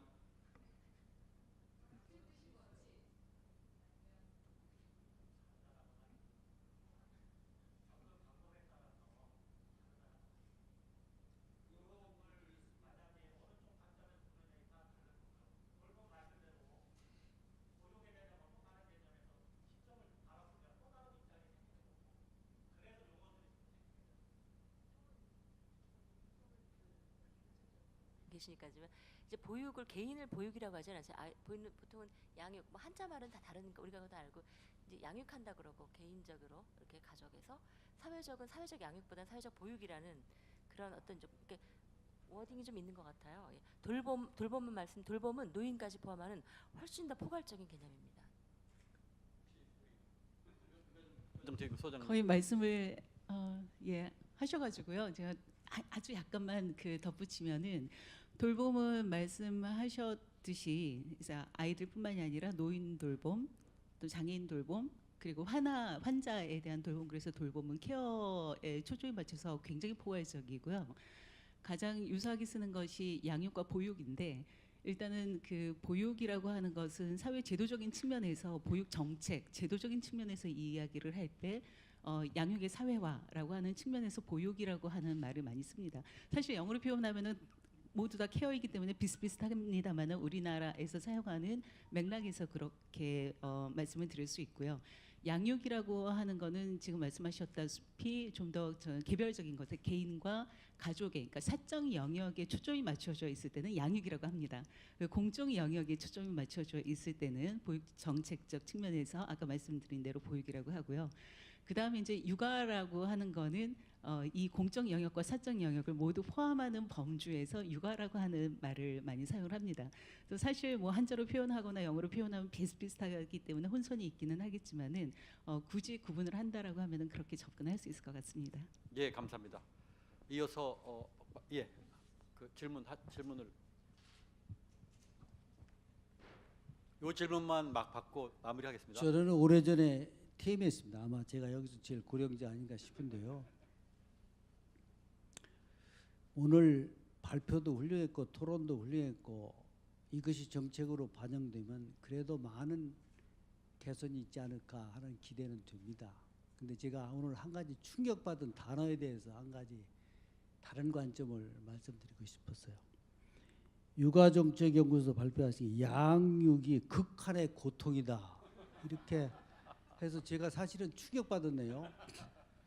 근데 우리 어머니 세대는 양육을 마땅히 해야 할 모름지기 즐거운 내 책임 일이다 이렇게 생각하신 것 같아요. 그래서 가난한 가운데도 자식들 많이 낳아서 어렵게 예방주사도 못 맞추지만 이리저리 잘 길렀어요. 저도 동양의 매감에 이렇게 길렀는데 요즘 젊은 엄마들은 이런 말을 되게 좋아하고 이런 엄마들에게는 잘 통하는 말인지 모르겠는데 이런 식의 문제인식과 대책을 가지면 출산이 장려되고 육아가 잘 될까? 그 육아는 아주 즐겁고 마땅히 해야 될 일이고 우리가 생물학적으로도 그 번식의 본능이 있잖아요. 의무도 있고 하느님의 책무인데 이걸 즐겁게 하는 가운데 국가사회가 좀 더 지원해 준다. 이렇게 해도 될까 어려운데 이게 극한의 고통이라고 먼저 인식을 이렇게 집어넣어 버리면 누가 출산하고 애를 낳으려고 그러겠어요. 거기서 대책 아무리 잘 내와도 극한의 고통을 해결하는 대책밖에 더 돼요? 나에게 즐거움을 더해주는 대책이 아닌 것 같아요. 그래서 이 국책연구소에서는 이런 용어 선택도 좀 다시 한번 이 주는 충격이나 이런 거 여러 사람의 관점에서 한번 잘 생각해 보세요. 같은 값이면 이렇게 하면은 여성들이 출산, 장려 이거 다 그렇게 환영 안 할 것 같습니다. 알겠습니다. 이상해요. 그거에 대해서 강 박사님 혹시 좀 뭐 답변 내지는 뭐 변명이라도 할 말씀.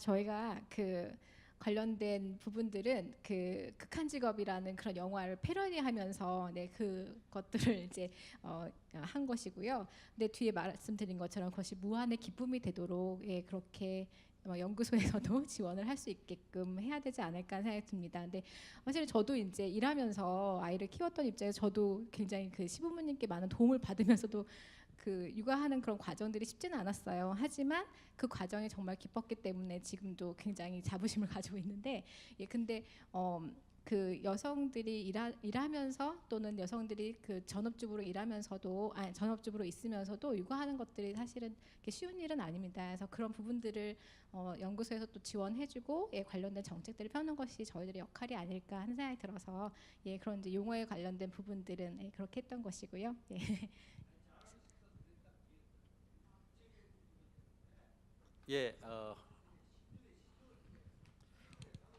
오늘 4개 연구기관이 4개 각 주제를 발표를 했는데요.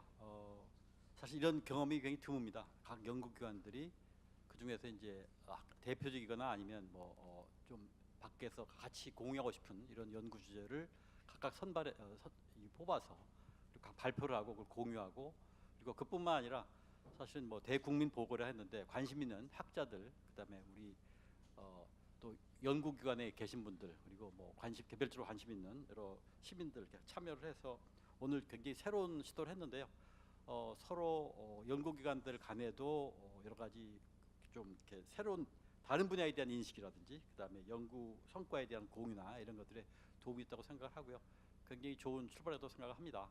여러분들도 느끼셨을지 모르겠지만, 그리고 이제 연구 분야를 보면 우리 사회에 굉장히 중요한 이슈였는데도 불구하고 감춰진 이슈들, 이런 걸 발굴해서 연구를 수행한 이런 내용들이 꽤 들어있어서 사실은 우리가 겉으로 드러나는 몇몇 개 드러난 이런 이슈만이 아니라 이렇게 우리 생활에 직접 관련 있는 이런 이슈들을 각 연구기관들이 찾아서 수행했고, 그 결과들이 공유될 때 굉장히 공감을 불러일으키고 또 새로운 관점이나 새로운 연구 결과에서 시사점을 얻고 이런 다양한 노력들이 돋보이는 것으로 생각을 합니다. 여러분들 오늘 제가 정리한 내용에 얼마나 공감할지 모르겠는데, 저는 오늘 그런 것들이 꽤 연구자들 간에 또 각 연구원에 발표를 하고 분들, 참여하신 분들, 또 일반 참석하신 분들 간에, 특히 연구 커뮤니티 간에 그런 게 공유됐다고 생각을 하고요.